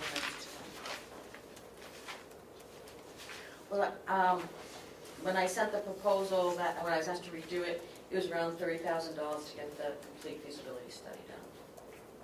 And grant writing, that went along with that. So 30,000 is the total price for the feasibility study. It's hard to say that what it will totally be, but I think that's about what I've understood it to be. Right, and so, This is your first report. The first report. That's the third. 30,000, yeah, that's what I thought. So that's your contract price for the feasibility study. Yes, well, it's feasibility and grant writing. So if you just wanted to have the feasibility study done without getting matching funds, hiring me to do grant writing, then it would probably be around 20,000, 18, 19. Which is what we were told originally. And Right. that the funds were coming from the community. Howie, Right. where were you, when you first came to us and said you had matching funds, where were those coming from? NCIC was the notable one, and along with the. Now, you didn't mention grants, you talked about George and Conway support. And that was from John Freeman with NCIC. John came here and presented and said that he had monies that would be available. But it wasn't from private enterprise, it wasn't from There's no private developer that would put up money for this kind of So program. this is not a public-private enterprise? We're charged with exploring that, but a private developer isn't gonna put up money for the feasibility. Once it's proven to be feasible, then we look for private-public partnerships where it makes sense. We've opened those discussions with possible, land use. There's a retirement community that's looking at North Conway. Should this prove to be feasible, we'd want to sit down with that private developer to see what role, if any, they might want to have working with us. But they're not going to be much interested in talking to us if it's not something that's likely to go forward. So feasibility would have to be established first.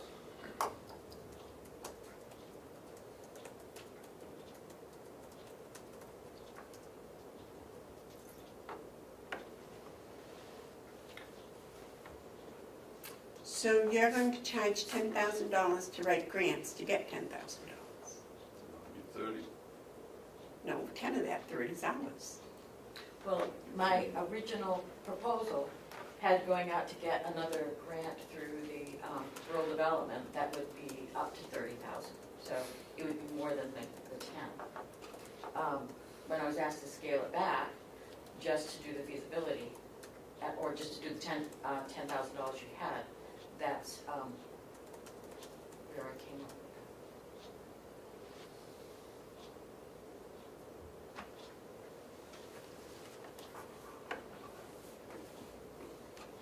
that. David? The feasibility study, will it be spending a good part of time? Because I agree with Amanda, when we started talking about this, we were talking about 2 facilities, possibility of 2 facilities, rather than sticking another one down here, have a smaller one here and a smaller one in North Conway, because they don't have anything. Will the feasibility study really delve into that? Yes, so what they're going to do is they're going to look at which areas would have the population that would want to go. So they will, they'll look at it as a whole, also we'll look at it as by community, say, the Conway.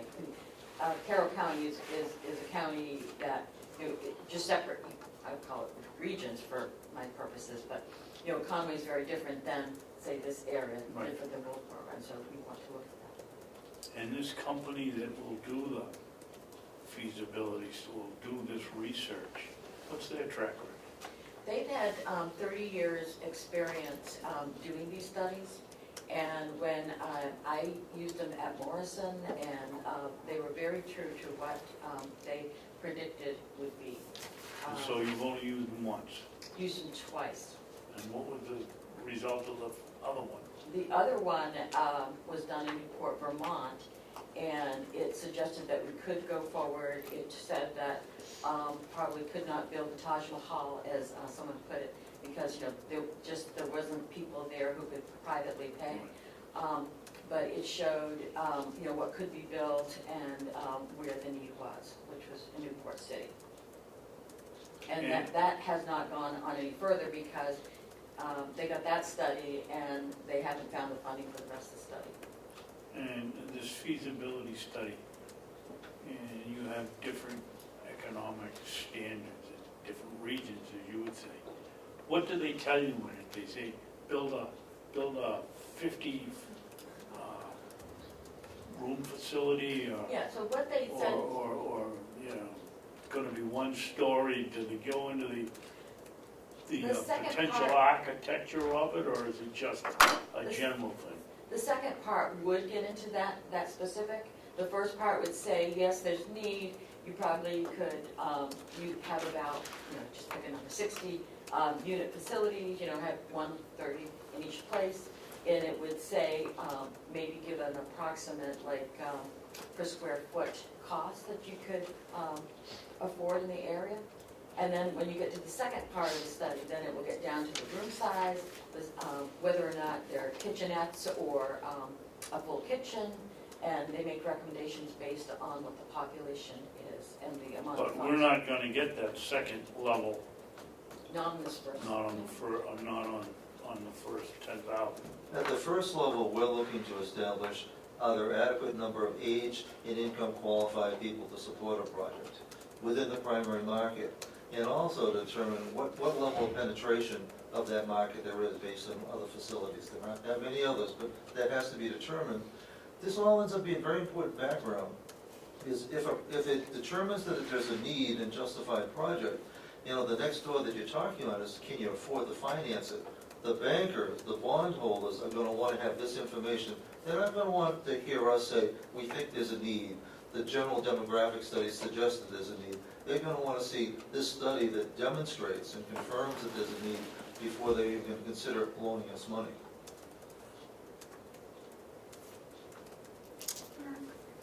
So again, we go back to the basics in the first steps, because there is a temptation to look at how this would look at, and I think we gotta resist that temptation as we go through the 3 steps of a needs-based budget process. First of all, you assess their need. We're at the early stages of even that. Many of us are quite firm in that we believe there's a need, but even that isn't enough. We have to demonstrate that there's a need, and that's why the feasibility study. Now that's step 1 of a needs-based budget. Step 2 is how you're gonna pay for it. We're not at that point. We haven't identified a need yet. So there's not really any need to talk about how we're gonna pay for it. And then the third one, and the most difficult one at times, it seems, where things can fall apart, and that's on the question of affordability. And that's where everyone chimes in, either the letters or the paper or this or that, and that's when you have the debate that, yeah, there's a need, yeah, this is the best way to pay for it, but even now we can't afford it. So we're a long ways away from doing anything, and it seems like we're a long ways, and we've been a long time just getting to the point of whether or not we even want to study to see if there is a need. We just can walk around thinking there might be or might not be, but, you know, it's either we think there's a need, we're going to do something about it, or we don't think that there's a need, and we're not going to do anything about it, or we do think that there's a need, but we're not going to do anything about it. The question is real simple. Do we believe that we should study if there's a need or not?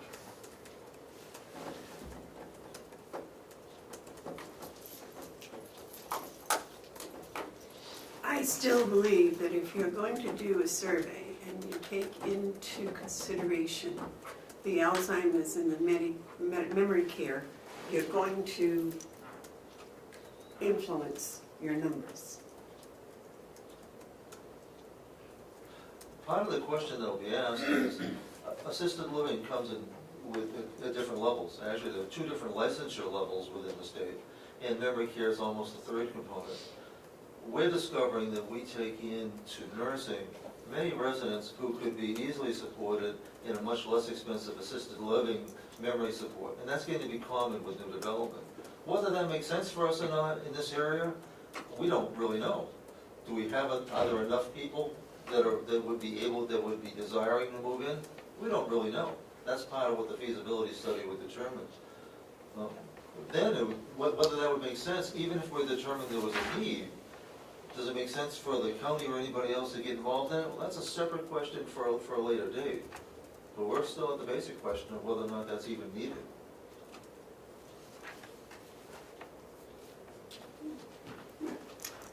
So I don't want to exclude not having a potential need investigated. If there is a need for Alzheimer's memory care, then we should seek and find out if there is a need. If there isn't a need, then we'll find that out. But I'd hate to think that there is a need, but we didn't want to consider it because, for whatever reason, what we're seeking is the truth.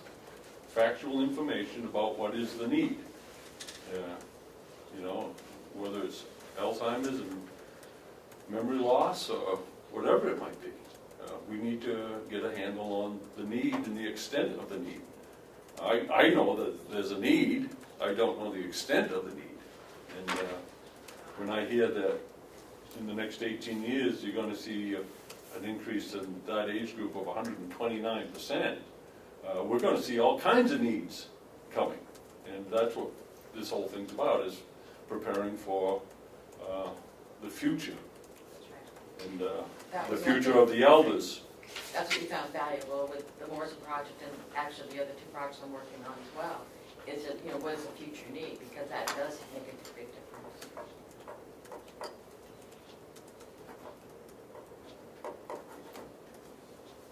The Morrison project, you said, was in Wakefield? Yes.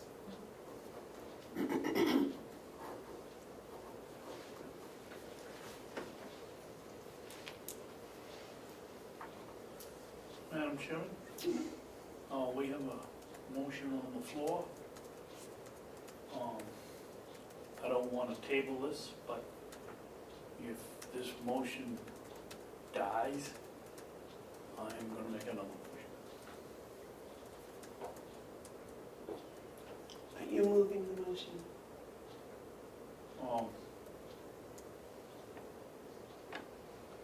I'm trying to think of a procedural way around it, because I don't want to end the discussion, but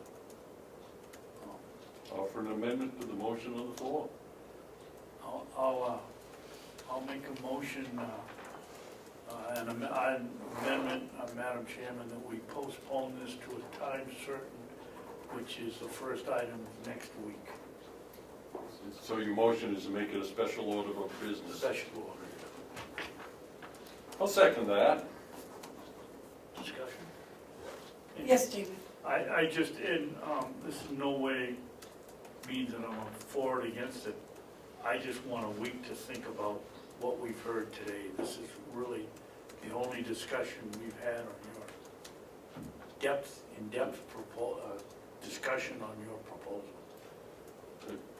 I have one question. I have no problem waiting, except that there seems to have been some sort of deadline we had to reach in March.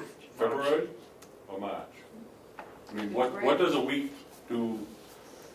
It's less time to prepare for the grant, but March I'm not 25th. saying it's impossible. Okay. Well, I don't want to have anyone of my colleagues uncomfortable in this vote. This is a huge vote, and I think that Commissioner Babson's request is appropriate. I don't take it as a motion to kill. I think it's a motion that he's presented in good faith to allow the board to take this time to become more familiar with it, because I can pick up that there's not a whole lot of clarity on the simplicity of this, what I again call the first step. We are talking about a lot of our discussions about the next step and the final step even. And so I think postponing this a week is fine. Thank you. Okay, so the motion, It's a special order of business, first item of next week. Is to amend. Yeah. We gotta- No, it No, is, you don't have to no. amend it. What it does is it puts this motion off until the vote on this motion off until next week. Point of order. Yes, Roxy won't be available next week. it's okay. Do you want her here? Doesn't have to be. I just want a week to go over what we discussed here. I mean, this is an ongoing large expense if we decide to do it. Let's do it right rather than Right. I agree do it with in you. 2 minutes. So would you be available by phone? I would be available by Oh, phone. yeah. well, I was also going to ask if there was someplace, if any one of us came up with questions, if we could email them to her. Absolutely. We've got her email address right on the bottom of the Right. Do, and sometimes though, if I think, if it's a quick question, yes, but sometimes, like a conversation like this, is better, so I certainly welcome a phone. All right, so the motion's been made to make this a special order of business. Yes. Rocky, you have Skype capabilities where you are? I think I do. So I've if tried we- a few if we- times, I haven't been successful, but If we bring this up next week, is there a possibility we could get you on Skype or Facebook or FaceTime? And have you in do you know how to do Skype? It's pretty easy. We can do it on your machine. I can even do it. May I do it? It's gotta be easier if council could do it. Yeah, that's why I said that. I can even do it, so. I would like to, just because of technology, but try it ahead of time before we're Yeah. live. You got any 6-year-old grandchildren? Well, that's why I'm not available next week. That's how I get my I got information. an 8 and a 9-year-old. Okay, so, we've got a special motion to postpone the motion on this vote until the first order of business on the 21st of February. All those in favor say aye. Aye. Aye. All right, well, thank you so much for coming in, Thank you. sharing some light on this whole subject, which Pleasure. give me a chance to dig out my notes and go back over them some more. I look forward to answering your questions if you have them. Thank you. Okay, thank you very much for coming today. Thank you very much, Roxy. Thank you very Thank you, Howard. Okay. Yes. I wanna find out about this drug thing. Howie, Howie, don't run away, we gotta talk to you. Oh, Roxy, good to see you.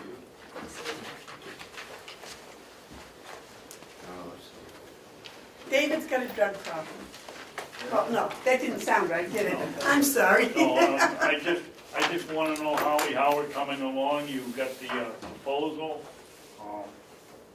It's lengthy, and are we going to send it out? Well, that's preliminary, be meeting, want Lori to have a chance to chime in on it, and also be meeting with a pharmacy representative this afternoon. But I also wanted, if there were any, Excuse me, you meeting with who? a pharmacy representative this afternoon. Why? Is that one you're gonna send a bid to? It'll be one that will invite the bid, but look, there are only 3 qualified bidders in the state in terms of that are presently doing business with long-term care.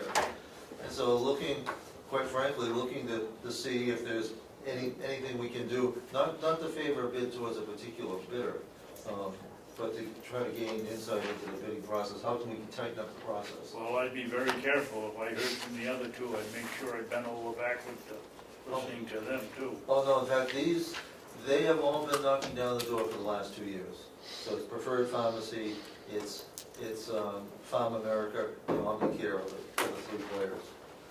But I also wanted to get any opportunity for the commissioners, if there's anything else that you saw or needed, and for Ken, if there's anything else that you needed or saw that you want to be part of a general contract before it goes out to bid.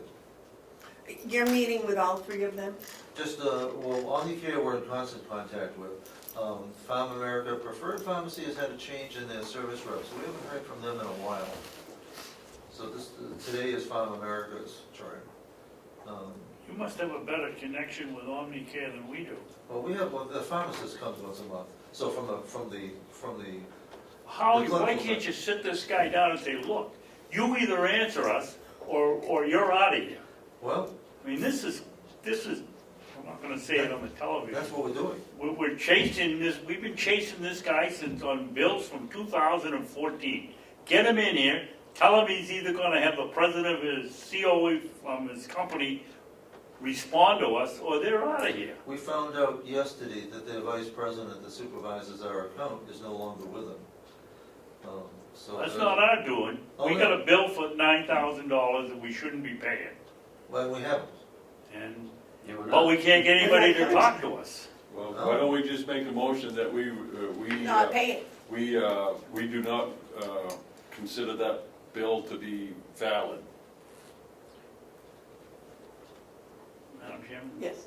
In all fairness, Mark, they provided the service. What's costing us, but they don't consider having Paula at whatever she makes an hour, sitting over there and explaining to 4 different individuals an hour at a time. I would contend that you're wrong, that they haven't provided the service, because the service includes them explaining what they did. So since they refused to do that, I contend that the bill is invalid. We just say it's invalid and don't pay any more attention to it. You know, if you get it, just don't pay any attention to it. Until It's such not time valid as bill. they Until they adequately show answer up our and question. explain it to us. Going chasing them to try to help them explain their bill is ridiculous. They want the money, come up and see us. But if they choose to bid on a renewed contract, that's certainly gonna have bearing. Because why would we do business with? Are you going to send them an opportunity to bid?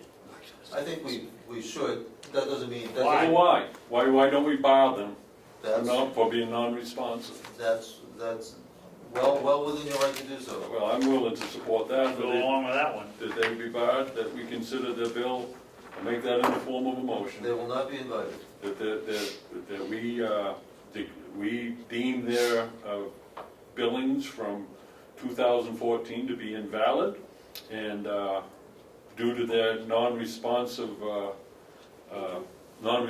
our inquiries, we are suspending them from being allowed to bid on future county contracts for the time being. That's my motion. Is that for a letter to be written to them Yeah. saying that? Well, I don't care how we just, it's public record, if they wanna look at the minutes, they're fine, I wouldn't even write them a We've letter. already written a letter, they haven't I wouldn't write responded. them a letter, I just would invite them to bid, they're barred. I didn't get a second anyway. Well, I'm waiting. Let's second it for discussion. Okay. What do you two expect? We sent them a letter I wouldn't send them. saying one of the things that your problem is, it looks like your company process is to sweep it under the rug and not answer. You send a letter to the executive, to the CEO, he signs the green card. Oh, we did? That was 3 weeks ago, Ken? Yeah, I'll tell you exactly, January 29th he signed it. Okay, so I'm not sure that we've waited enough time. He's gonna look at it and pass it down. The lady we talked to is in Arizona. And so I'm sure if they're doing anything, maybe we're not giving them enough time to come up with a resolution. Not that I love them, but we did use their medicine, and we should be trying to find a resolution here, because it wasn't, they double credited us, which caused a problem in the billing, and, Although it did take them 4 years to figure that out. yeah, they did. But she'd been working with them for a length of time, as I said, told me she talked to 4 different people who've come and gone in that department. They have to explain, she has to explain and go through all of the steps. I think maybe we ought to wait a week or two before we light the cannon off. Whatever, I'm ready to lower it now. I mean, When are you sending out the RFPs for the bids? I proposed in the draft that I sent you that it be sent out with the idea that it be returned by Thursday, March 15th. So that would give them time to respond.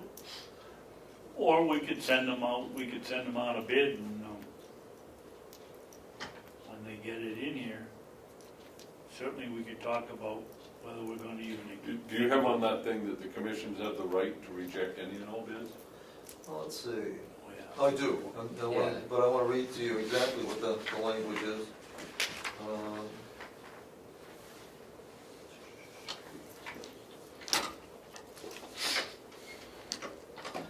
Proposal shall be open in public session at a meeting of the Carroll County Board of Commissioners on a date and time of their choosing.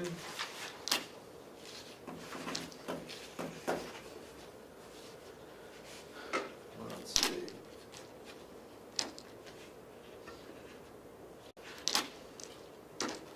The Carroll County Commissioners shall be the sole determining factor as to what constitutes an acceptable offer.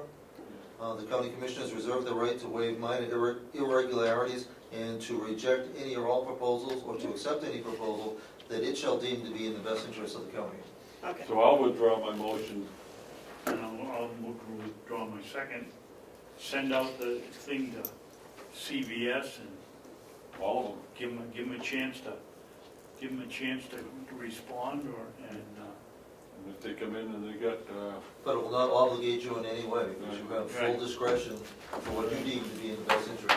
Well, and if we get a bid from them that's somewhat compatible, we can always call them up and say, look, we start a list first before we discuss the bid. so we kept the torch away from the touch hole, explosives, yeah, called the touch hole. yeah. Oh, yes, yeah. What about you, gentlemen? Is that all? So is there anything else that you'd like to see in the draft of the bid, or not that you have to do it right now, but in the next day or two, because we would actually, and would like to ask your permission to waive newspaper advertising in the bids. There's no benefit or value to that other than spending money, so that we would invite qualified bidders. We'd also post to the county website Yeah. for public purposes, but Is there a general pharmaceutical website that you would post on? none that I'm aware of. We're aware of the businesses that are doing business within the state, and really just the three primary So ones. you'd just solicit the So bids from those three? we would invite all qualified bidders, and if we identify any more, we'll certainly include those as well. Business and advertising. I don't think we need a motion. No. I We just don't wanted have to any know what your- suppliers here in Carroll County. It's in our so policy license them anyways, out. yeah. Yeah, as long as you're aware. All right, Thank you all. Well, thank you very much.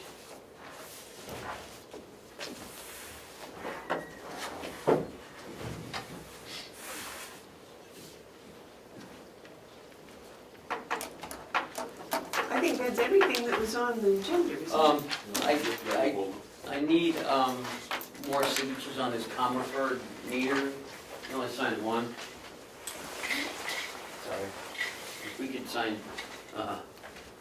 three, two to go back and one for us, that'd be great. Do I sign or do? Yeah, no, all three of you signed this one. We already signed one. Yeah, you already signed one. If you could just sign two more, I would be most grateful.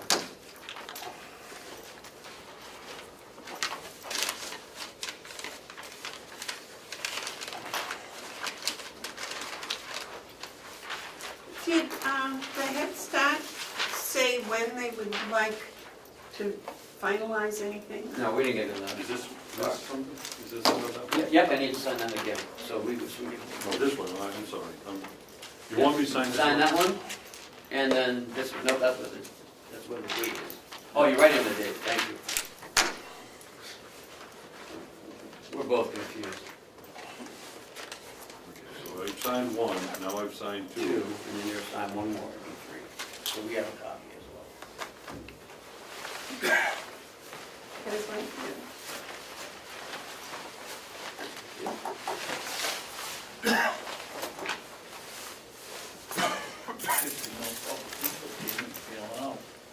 I asked him if it's public info before he leaves.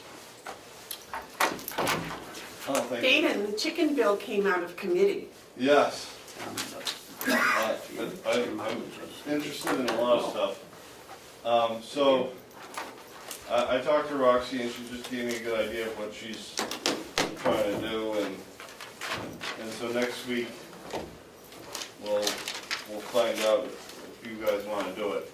I mean, if you don't do it, then we're just back to nowhere, right?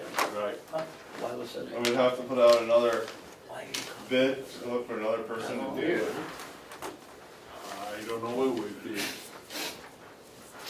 We'll look at that next week. Is there any movement on McCarthy's situation in Concord? I don't know of any situation other than we voiced a complaint. We offered him the opportunity to come in here and give his evidence that we've been hiding things, and we haven't seen him yet. Let's see what else is there. I think maybe I'll catch up with Mark in a couple hours. Well, what we're doing here, Yeah, be a time after. I'm glad you said, did you bring a letter? I did. Okay. It's in everyone's packet. You may wanna, it is? I didn't get one. Yeah, Wasn't he's here. Thank you. It's on the table in front of us. I'm gonna take a picture with my phone. Oh, I'm sorry, it is here. Can we do this now while Damon's here? Because I'm thinking you'll find it interesting.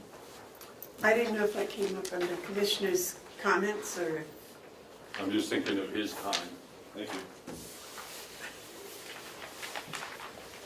Okay, we'll go to commissioners' updates.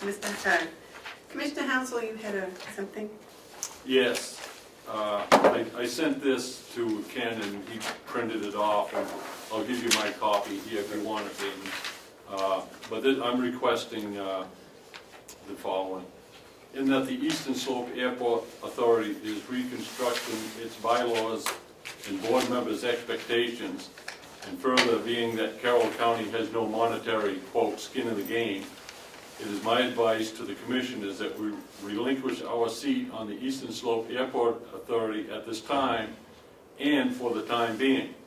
We should wait until the authority board of directors complete their reformation and then reassess the county's position.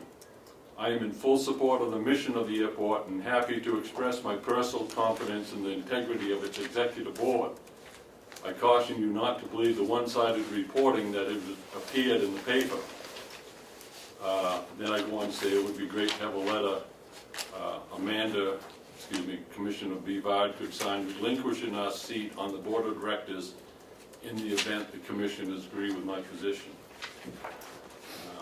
So that's how I feel about it. It's not an abandonment on my part or the commission's part, but this is a quasi-public entity. They're doing some revamping, and until it's revamped, I think we need to just step back and see what it's going to look like.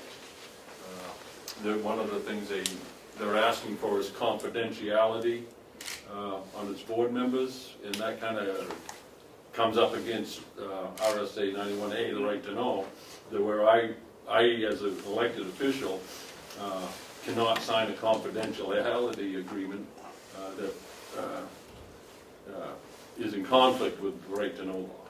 We wouldn't want any member of this board, I would Right. think, going to a meeting and not being able to come back here and report what happened. Exactly, and that's why I'm saying until we see what they're going to look like, I think it's wise public policy for us not to be part of that discussion. They can define themselves, and then we can assess whether we want to be a part of that organization in a formal way.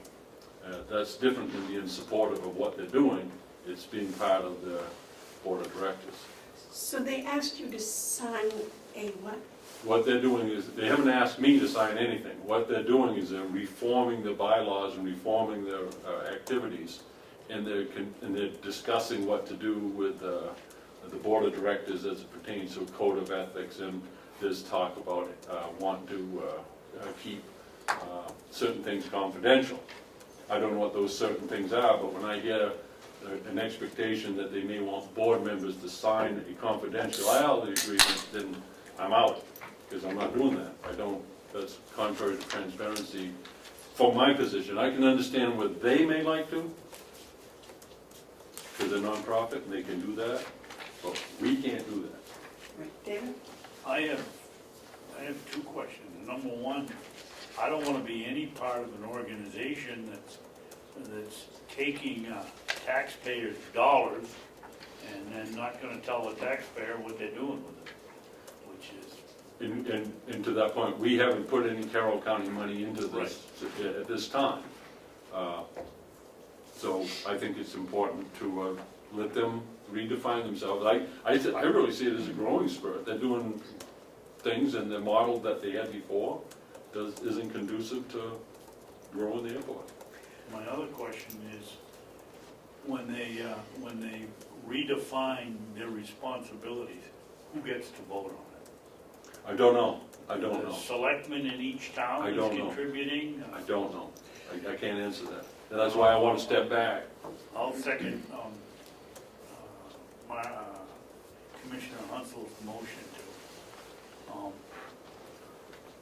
Relinquish what did you call it? relinquish our seat on the ESC. Yes. Okay, here's my feelings. They're in some turmoil over there. We have a member on the board of directors, and I think the board of directors are trying to settle the turmoil. And I think as long as there is no conflict of interest, we should stay on the board of directors and help them settle that turmoil. When they give you a piece of paper to sign that's contrary to 91A, then we should remove ourselves. But we should also have our representative there to say, listen, this is taxpayers' money you're using, this needs to be open to the public. You know, we can't have non-disclosure clauses in here if you want a member of the Board of Commissioners here. And I think that, you know, it's I don't want to say it's broke, it's cracked. And if we can help mend the crack, I think we should. But if, you know, they're going to go in a different direction, then at that time, I would be willing to go along with removing ourselves from it. Well, here's the thing, I don't think that there's any validity to what you call a crack or the turmoil. I think what it is it's one man's situation, and I give it zero credence from information that I know that they're going to have to sort through. I don't want to be a part of trying to fix what they're trying to reform, what they're trying to reform. I want to see what they come up with. It's not my job, it's not our job to help them form their organization. It's our position to join it. But when they're going through this reformation, I don't want my fingerprints on it. If we stay there, then I'm going to have to step aside because I'm not going to be a part of this. And one of you two could serve or leave it vacant, I don't know, but I'm not going to continue with it until they get it straightened out. Well, I think we have an opportunity to be part of the solution. Yeah, but the part of the solution, stepping back and letting them do their work. Or, if you want to go and help them, that's fine, I guess. I wouldn't if I were you, but I'm not you. I don't think it's wise for us to be there. Well, it was my understanding, what you just said, then there's only one person that wants this confidentiality statement? No, that's not what I said. You said it was just one person that was No. causing that. It's one person causing the need for the confidentiality, I think is what it was trying to say. Either that or he confused both of us. No, that's, what you said, Commissioner Babson, is correct.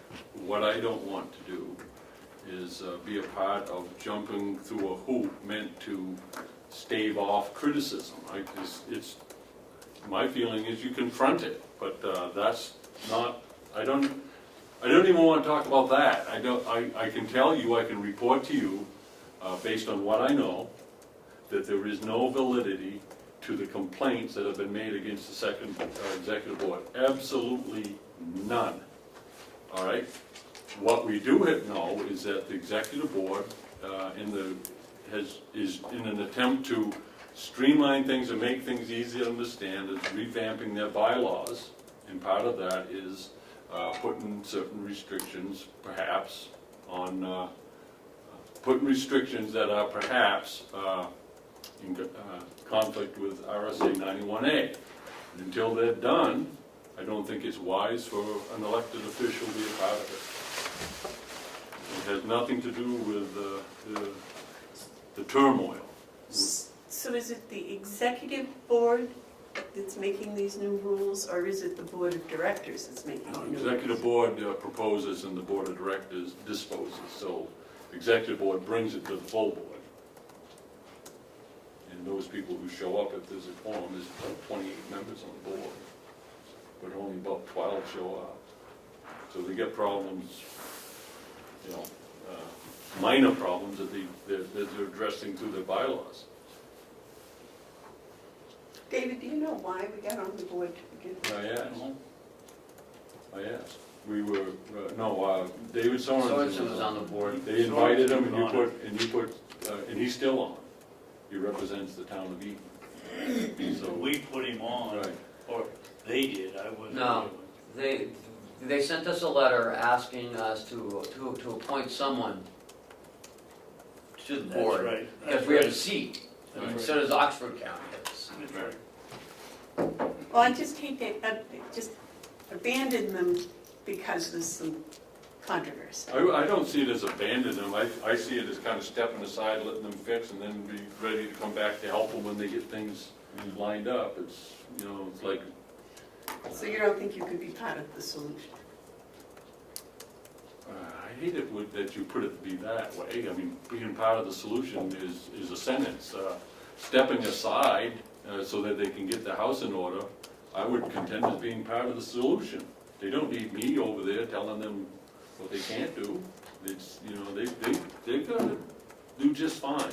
When they put it back together, and if we're invited to come back in, then we go back in. But until it's in place, I don't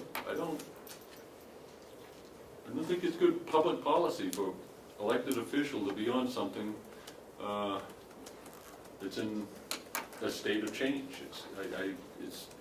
It's not a government entity. It's a non-profit group, and they have the right to do things as they want to do them under the laws of the state of Maine as a non-profit. David, you have no comment? No, Okay, would you read back the motion, please, Cheryl? It's just the part that says we relinquish.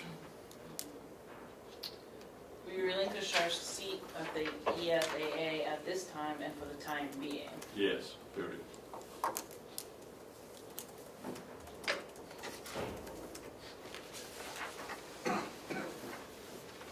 Okay, the motion's been made and seconded to relinquish our seat on the Board of Directors at the Eastern Slope Airport Authority. Is that right? At this time and for the time being. At this time, for the time being. All those in favor say aye. Aye. Aye. So that's... Okay. how did you vote, Madam Chair? Aye. Aye, okay. I wasn't there, so I don't know the whole ins and outs, so I have to go with what Mark's opinion on that. Well, I do want to say on the record, I wish them well. They're good, very good people. They're working hard, and I think they'll get this thing the way they want it, and it'll be back better than ever. Okay, yellow folder again? I think we already did it. Okay. We don't have a Fairpoint bill in there. No. Administrator updates. So, couple things. One is I have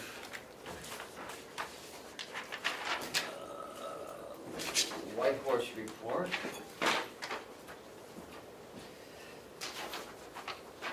Oops, sorry. This one's for Andy.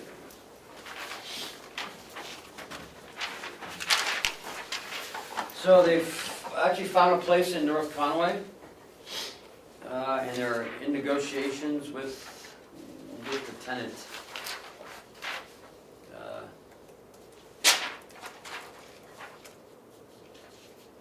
They have total IOP clients for Carroll County is 16.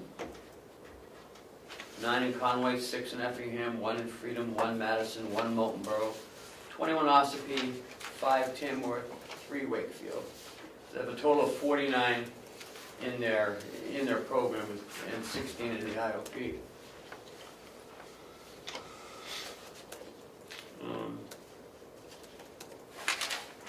I'm not sure where the new office is in North Conway. My guess, as soon as it's wrapped up, they will let us know that. But that was for January.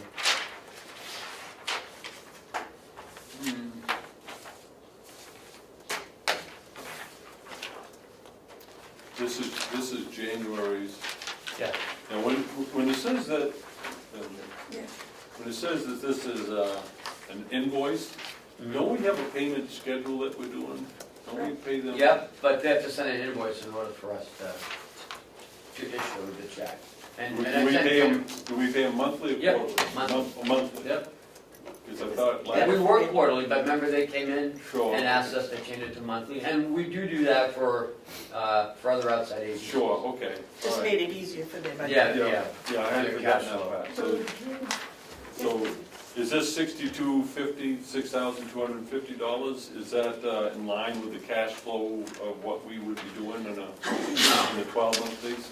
No, we've paid, yeah, sorry. 75,000 divided by 12, so whatever that is. It's 6,000. Yeah, 6250. $62.50 a month, Yeah. and this is based on, and if the delegation approves, The $100,000 request, then that'll change. that'll change, but will it be retroactive to the first month's? Oh, sure. Okay, all right. Yeah. All right, thank you. David, you had a question? Yes. This is their report that we requested, Ken. I think they could do a little better than they're doing here. White Horse Addiction Center, clients regardless of ability to pay, then column C. Are they showing us on column C that this is what people are paying, or what is the point of that? That's not covered by insurance, that's what they're paying. That's not covered by insurance, That's what they're paying. right? Oh, and that totals $2,097, Yeah. almost. Couldn't they change this spreadsheet a little bit and put some titles at the top of the columns? They used to, it seems a little like it changed for this year. Last year, it was a little different. So if the board would like that, I can definitely make a call. Yes, please. Well, Me, if the board would like it. that's me. You're the board? No, that's my vote. Okay. Well, I'll go with it. We need two others here, or one other. One of them. I think that there's enough room on this page where they could shrink things down, use different font, put more information in. I'll make that Categorize request. it. For instance, I'll make the request, I'm not sure. the What they program can do, is what they starting can to show great outcomes with clients. What does that tell us? Means it's working? The client's still alive, Yeah. he said you only use Norcan 2 times instead of 3. I mean, can't they give us any more information than the program is Well, I showing? think that's what that bottom numbers is. No, it just shows who the clients are, it doesn't tell us. Doesn't I'm show interested for $75,000, what the outcomes are, and it just says showing great outcomes. Well, at least not showing bad outcomes. Maybe we should ask how many have graduated the IOP programs? Anything, I mean, this isn't anything like the first ones we got a couple of years ago. Right. Like I said, this year it seemed to change for some reason, I'm not sure. Yeah, it's, So I'll make a request for more information. yeah. You might ask for the number of IOP graduates. Because I would each never month. expect to see a sentence that says, this program is a waste of time and isn't producing anything. And that last sentence. Thank you for your money. Nothing's working. The program is starting to show great outcomes with clients. Well, that's good to know, but there's really no substance there. It's just, you know, I'm not going to say that it isn't, but Yep, a I'll little bit ask of for more. evidence would be good. Right, and you know, I don't know if they can tell us or not, but I think some of Jason's graduates go down there as part of his parole. He doesn't do parole, only the state does parole. Once they leave us, they're done with us. Well, I think that the LADAC they have over here, part of their after jail program involves going here. There are a couple, but we you know, I'm not sure if we follow them. Because again, once they're released from us, there still may be some, there may still be some state parole over them, but we don't have a parole department, so we don't do any parole. They may be encouraging them to go. I'm sure, yes. I mean, here's number 8. One of our staff members reported to me. Sir, I will ask for more information. That's all I can do. I can't answer any of these questions. I don't even have it. Kind of leaves you hanging there, doesn't it? Yeah, sure. The bridge to nowhere. One of our staff members, what about the rest of them? Did they report? One of our staff members reported to me that we have 3 M late acts and 2 late acts. Is there a new Oh, person that's writing the reports, I'm wondering, I don't know. because it sounds a little, I mean, it's still signed by Sue, but I'll ask her. That's the best I can do. And that's all anyone could ask of anyone. So I drafted up a letter as requested.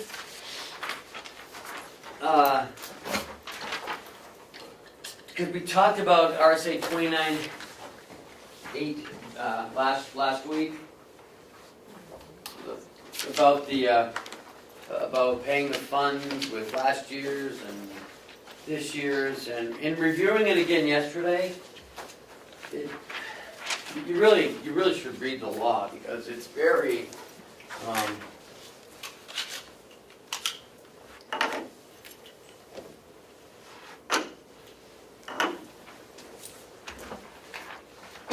is that because we didn't know who we were?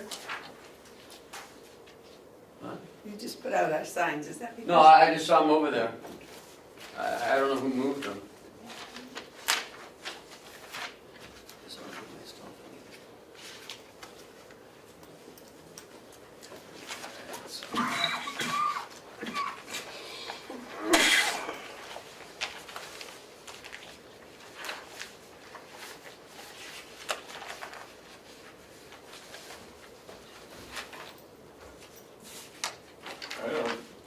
I can see where this is a problem in any year, except this one, where we didn't have any tax anticipation notes in any of our accounts. Yeah, thanks. So Well, what this says though, is that the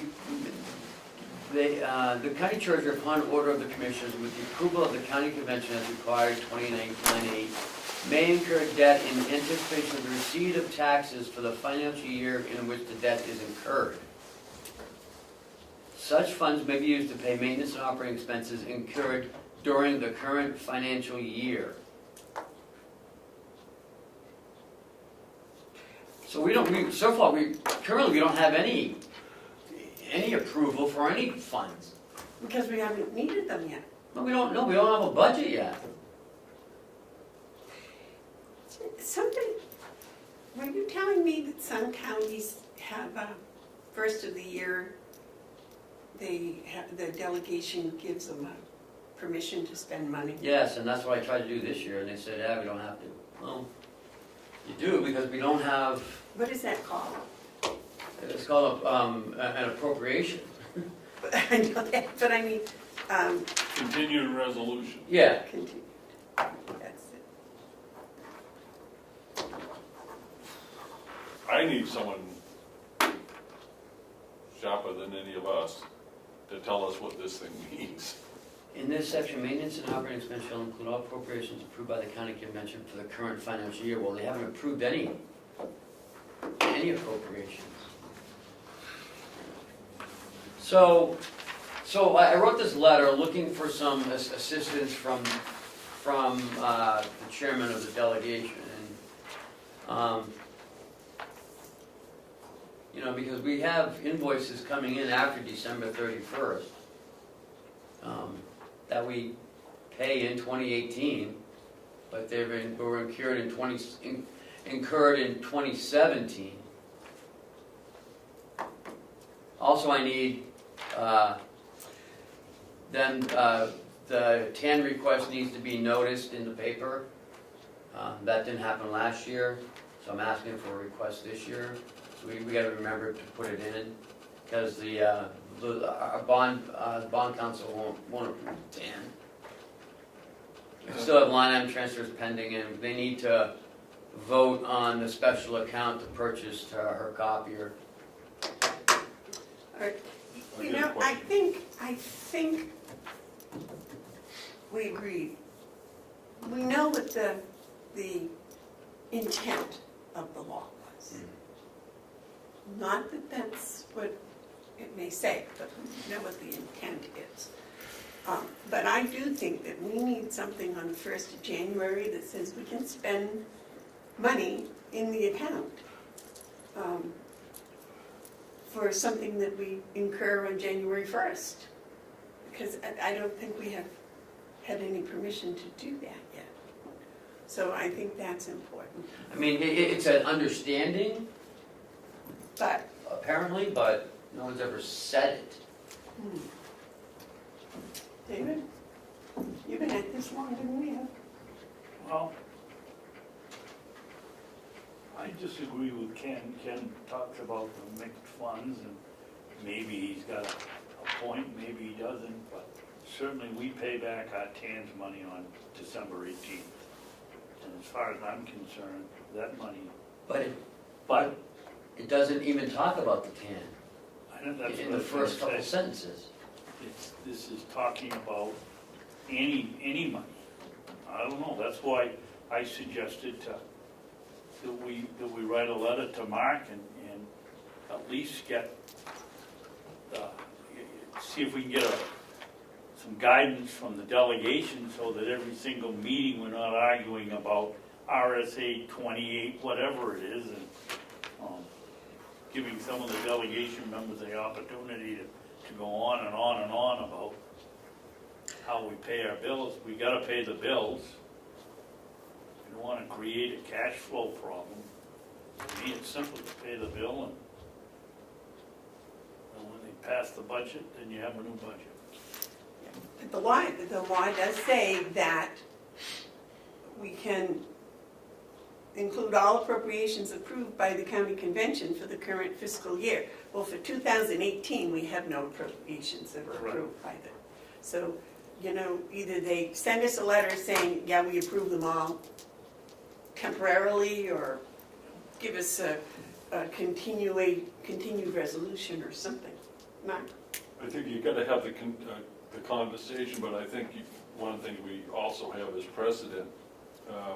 You always keep on government before you have the appropriation.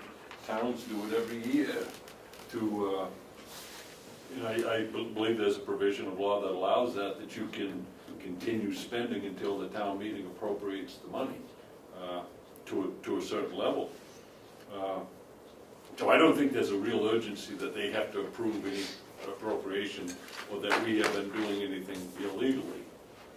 But the conversation should take place. But I'm looking at this sentence that says, on tax anticipation notes, it says, they may be issued therefore for an aggregate principal amount not exceeding 80% of the total appropriation approved by the county convention for the preceding financial year.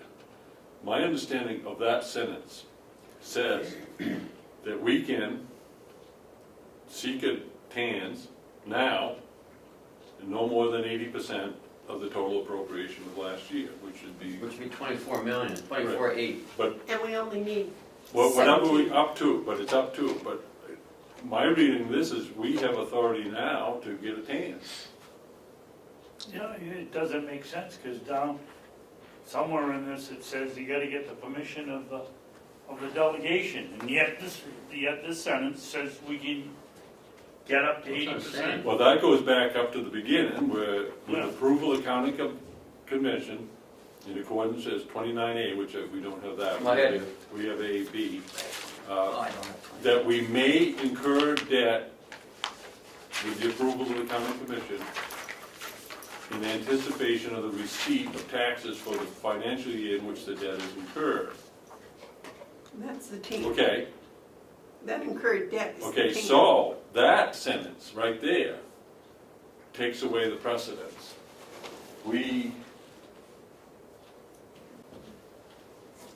If that didn't exist before, it exists now. And what that sentence, that highlighted red, yellow part that you have in the letter, that we need the county convention's approval before we have done anything this year.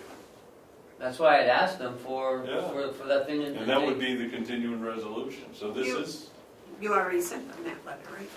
No, I asked them at the meeting in like December, on our first meeting, and asked them to make a continuing resolution. Okay, Right, so, But didn't we send a letter to the delegation asking for their permission to go ahead with the tan? Yes. Yep, that was sent from Joe to the chairman last week, on February 8th. boy, the more I look at this, the more I think that we need to pass a motion saying, if we don't get approval for the county convention in accordance with RSA 29A and 29AB, we're not going to be able to pay our bills after February 1st. I think we're in violation of the law right now. That's why I suggested strongly to Kenny that he write the letter. Yeah, I see it now.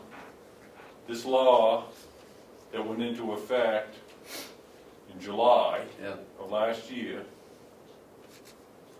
this and the other one where we still haven't got approval for an auditor yet, have we? And we No. sent them that letter, Oh, yeah. we haven't heard back, okay, that's on them. This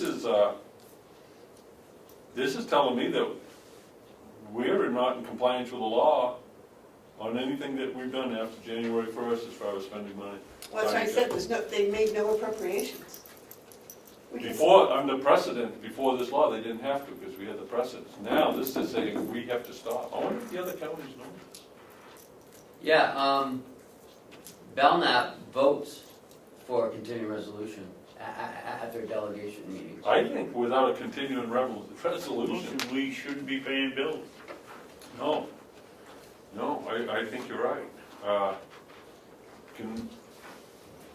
So 29.8 talks about the borrowing. I'm not worried about the borrowing process. When is their next meeting? I don't know, they haven't said it. They need to meet in Concord, they need to call one and do something by, because I'm about to make, Well, that's why, I'd like to have this letter signed, I'll email it right over to. Where's your official letter? Gentlemen, do we need a motion for everybody to sign this, or can we just No. each sign it individually? or no, we can't sign anything unless there's a vote.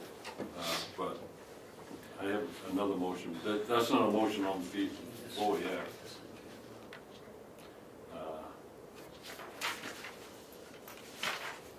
Out. Approval.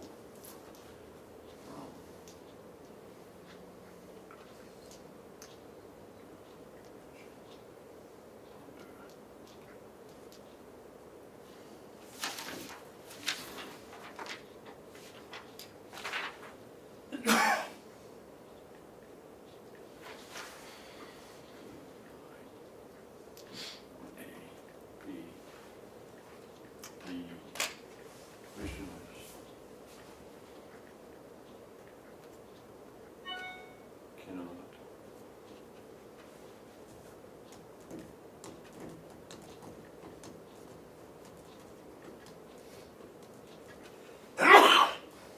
Bless you. Thank you, good. Therefore, unless,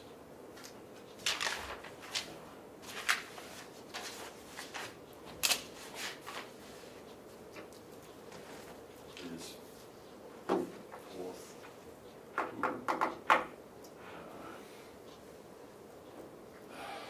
no disbursements.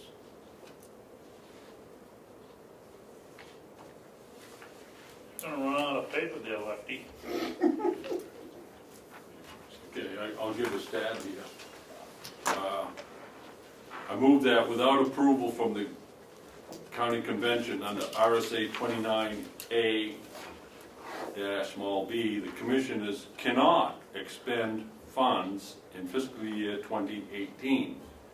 Therefore, unless approval from the county convention is forthcoming, no disbursements will be made from county funds after January 31st, 2018. What? We've already done that. Well, I know. Maybe you because need it February. for March. March 1st. I mean, we have to pay Yeah, I mean, there's salary. one thing, huh? So we have to pay salary. We have to do a lot of things, but we're not legally allowed to. Well, yeah, but let's make it March 1st, and that'll give them a chance to sign a continuing resolution for us.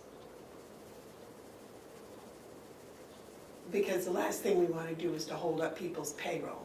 We can't. A lot of the Department of Labor down here so fast. You know, we'll show them the law. You know, I don't care about the Okay. Department of Labor or anything like this. They Yeah. passed a law, they passed a law saying that we have already broken the law.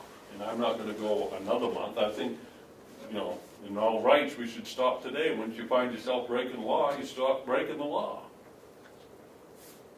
And this is government shutdown at the county level. It is. It's government shutdown at the county level under this law. We've already violated. Now, I will say for everyone watching, it's taken us this long to figure out what this thing says, and there's still questions. I think we need to sign the letter, but I think we, you know, this is the number one rule of holes, is when you find yourself in one, you stop digging. You know, I'm not signing checks after February 1st. Today's the 14th. Yeah, I meant. Well, he did quit the force. I meant January, all right, February 28th, how's that? All right, that's much better. And that way, I'm sure we can get they're all in Concord together, Right. they can make a All right, so resolution. February 28th, I'll do that. Okay. We'll go another 2 months without 2 months breaking the law. Another week, Tell 2 weeks. Tell Jason to clean up a nice place over there for the three of us. I'll make I sure don't know, you get- I'm serious, our oath of office is in accordance, The and agreeable Constitution. to the laws of the state of New Hampshire. Okay. Are you gonna read that motion? Yeah, let me do it again, Cheryl, if you. I move that without approval from the county convention under RSA 29A-B, the commissioners cannot expend funds in fiscal year 2018. Therefore, unless that approval is forthcoming, no further disbursements will be made after February 28, 2018. Second. Discussion? Yes, sir. Mark, why do you say 28A-B? I'm looking at, What am I missing? I'm looking on this one here.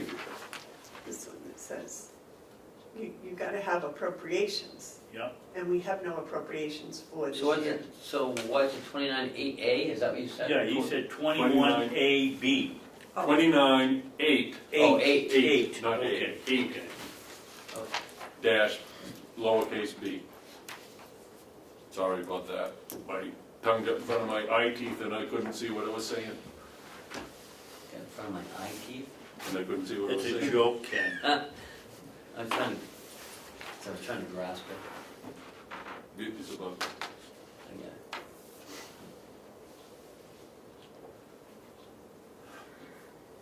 Okay, all those in favor say aye. I, now we need to convey this. Do we also, what are we gonna do with this?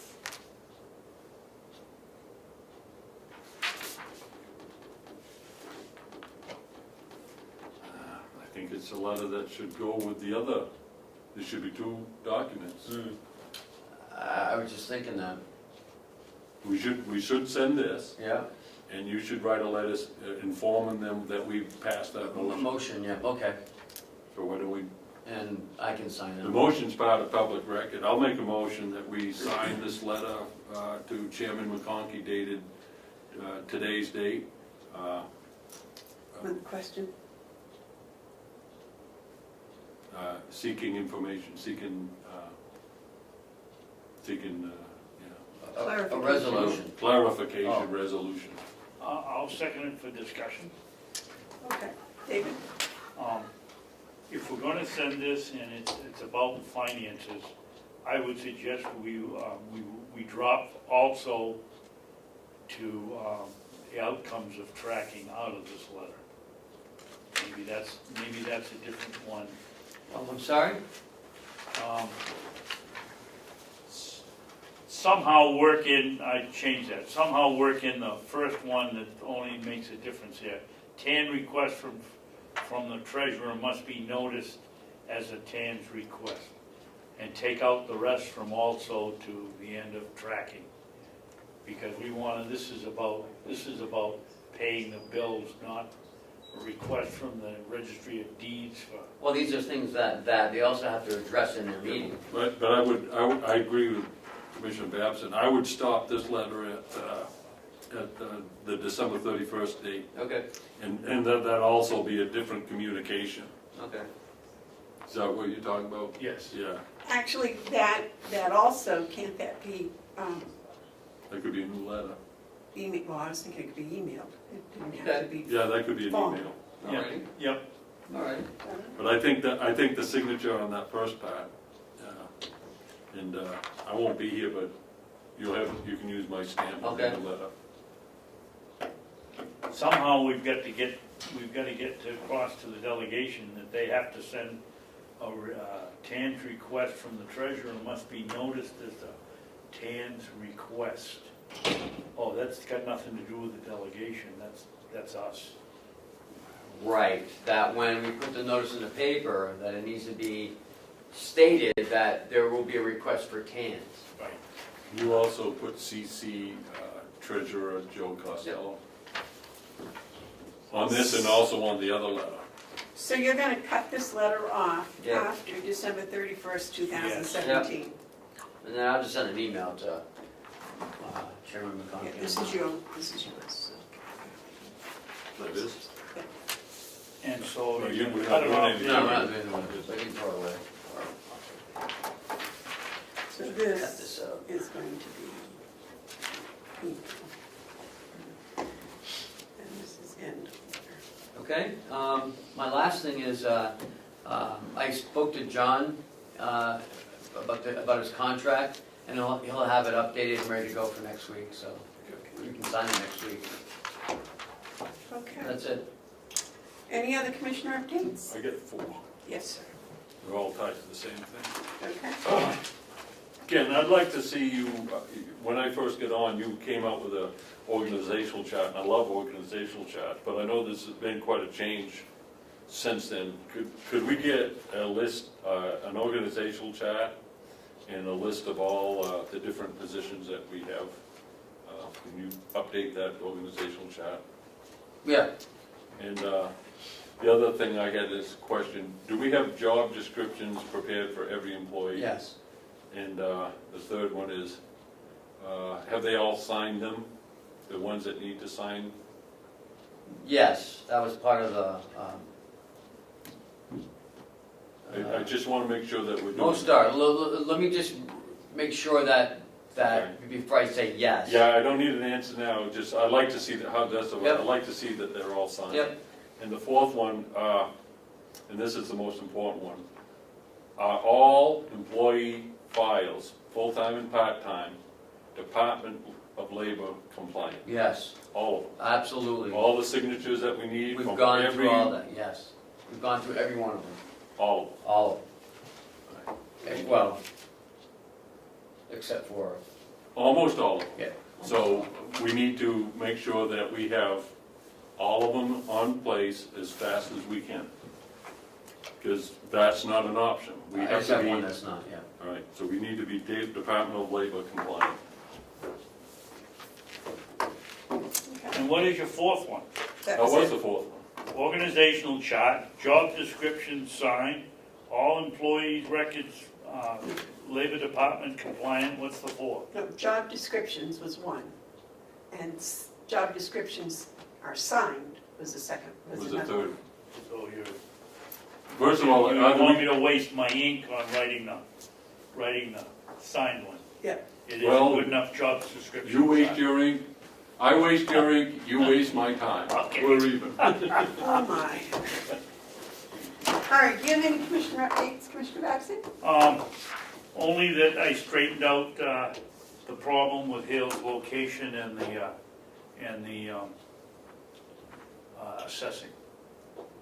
They meant when they had a current use change, that they had to put their, person had to put their time in wasn't a penalty.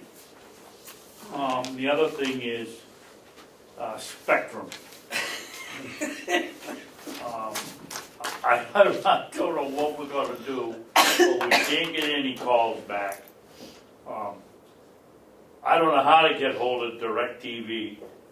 You know, you used to be able to see the truck all the way, and when they stop for coffee, you follow them in and you nail the guy that puts them up, and he gives you the secret number. I haven't found that, but, you know, we're not doing the same thing with CVS. These people haven't provided us with any service. And to get on television day in and day out and tell them what great service, it's terrible. And we ought to be looking, and we pay them about $1,000 a month. We get repaid from the resident, but it's still a lot of paperwork, and they have a department that gives you, that sets up contracts for commercial places. You can't get the guy to call back. If we could reduce our price $200 a month or whatever, we'd be way ahead of the game. Ken? I spoke to Bob and Howie about a month ago on this, and Bob said he was actively researching it, so. Apparently he's doing well as I am. Mark? It took me almost 3 months to change what I was getting for service from Time Warner Spectrum. And that's weird, you know? It's very strange. I couldn't get satisfaction for almost 3 months. So I kind of feel your pain there, buddy. I feel your pain. It's terrible. And you're kind of trapped because What are you gonna do? you have to use them or use a satellite provider. When you get to Congress, the first thing you want to do is get on the FAA Yes. or the FCC Yeah, the committee communication. and get changed so that towns can opt out of any contract they have with a TV provider. Well, I do think that what started out as being a service is now grown into a utility. Mm. Yeah, but Well, and a monopoly. yeah, but that's why you have regulations against utilities, to check utilities. I mean, Yep. like Eversource has to follow PUC regs. Spectrum doesn't have to because they're not considered a utility. But I think in our day and age, broadband access should be treated like a utility. I was in Worcester on Sunday at a dance competition, and I was You win? watching I was watching on my phone, Channel 9, and up came Close Up. And I just happened to catch you, and it was a great interview. Thank you. It was very interesting, Thank you. learning some of your views that I never knew. Well, all anyone has to do, my mother says, is ask Mark a question and he can go on for hours. But, yeah. It was about a 12-minute Yeah. conversation. It was Yeah. good. It's all part of it, telling people what you think. How did they do that? The guy loaded up the questions? Did you know the questions were coming, or? I thought he did an excellent job. Yeah, well, he's very professional and, Yeah. you know, he's calm and I just figured I'd sit there and have a conversation with him. He asked a question and I'd answer it. I think that's the way normal people are. It was very personal. He was, he made it very comfortable. I can see why they paid him. Who was it, Mark? Young man. Adam Sexton. Yeah, young man. Adam Sexton. Adam Sexton? Sexton. Sexton. I don't watch Channel 9 very often. Well, you need to watch it more. It's a great show. Great station, you Is know? he their political Yeah. correspondent? Yeah. Yeah, it's, you know, that station covers New Hampshire probably as well as anyone could, Channel 9. And their news is local.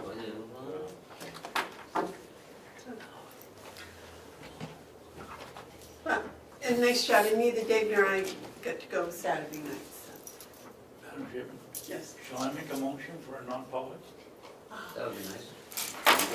Yes, I forgot. I didn't think we had a non-public. I thought you said we were gonna be out of here early. I did, yep, I was I'll make a motion that we Optimistic. go into non-public session under RSA 91-A, period 3, paragraph 2, parentheses C, matters which, if discussed in public, would likely affect adversely the reputation of any person other than a member of the body or the agency itself. Second, can I ask for parliamentary inquiry? A question? well, we gotta do roll call first. Yeah, but you can interrupt it with a parliamentary question. All right. Are we gonna be coming back, and if so, if we're not, should we allow public comment before we go into non-public? Yes. How long is this going to take, Ken? Probably 5 minutes, if that. Okay, John, you wanna wait outside for 5 minutes and then we'll do public input after? That would be all right with you? Just shut off the camera, please. Want to call the Do your roll? roll call? Oh, yes, roll call. Commissioner Hounsell? Yes. Commissioner Babson? Yes. Commissioner Bevard? Yes.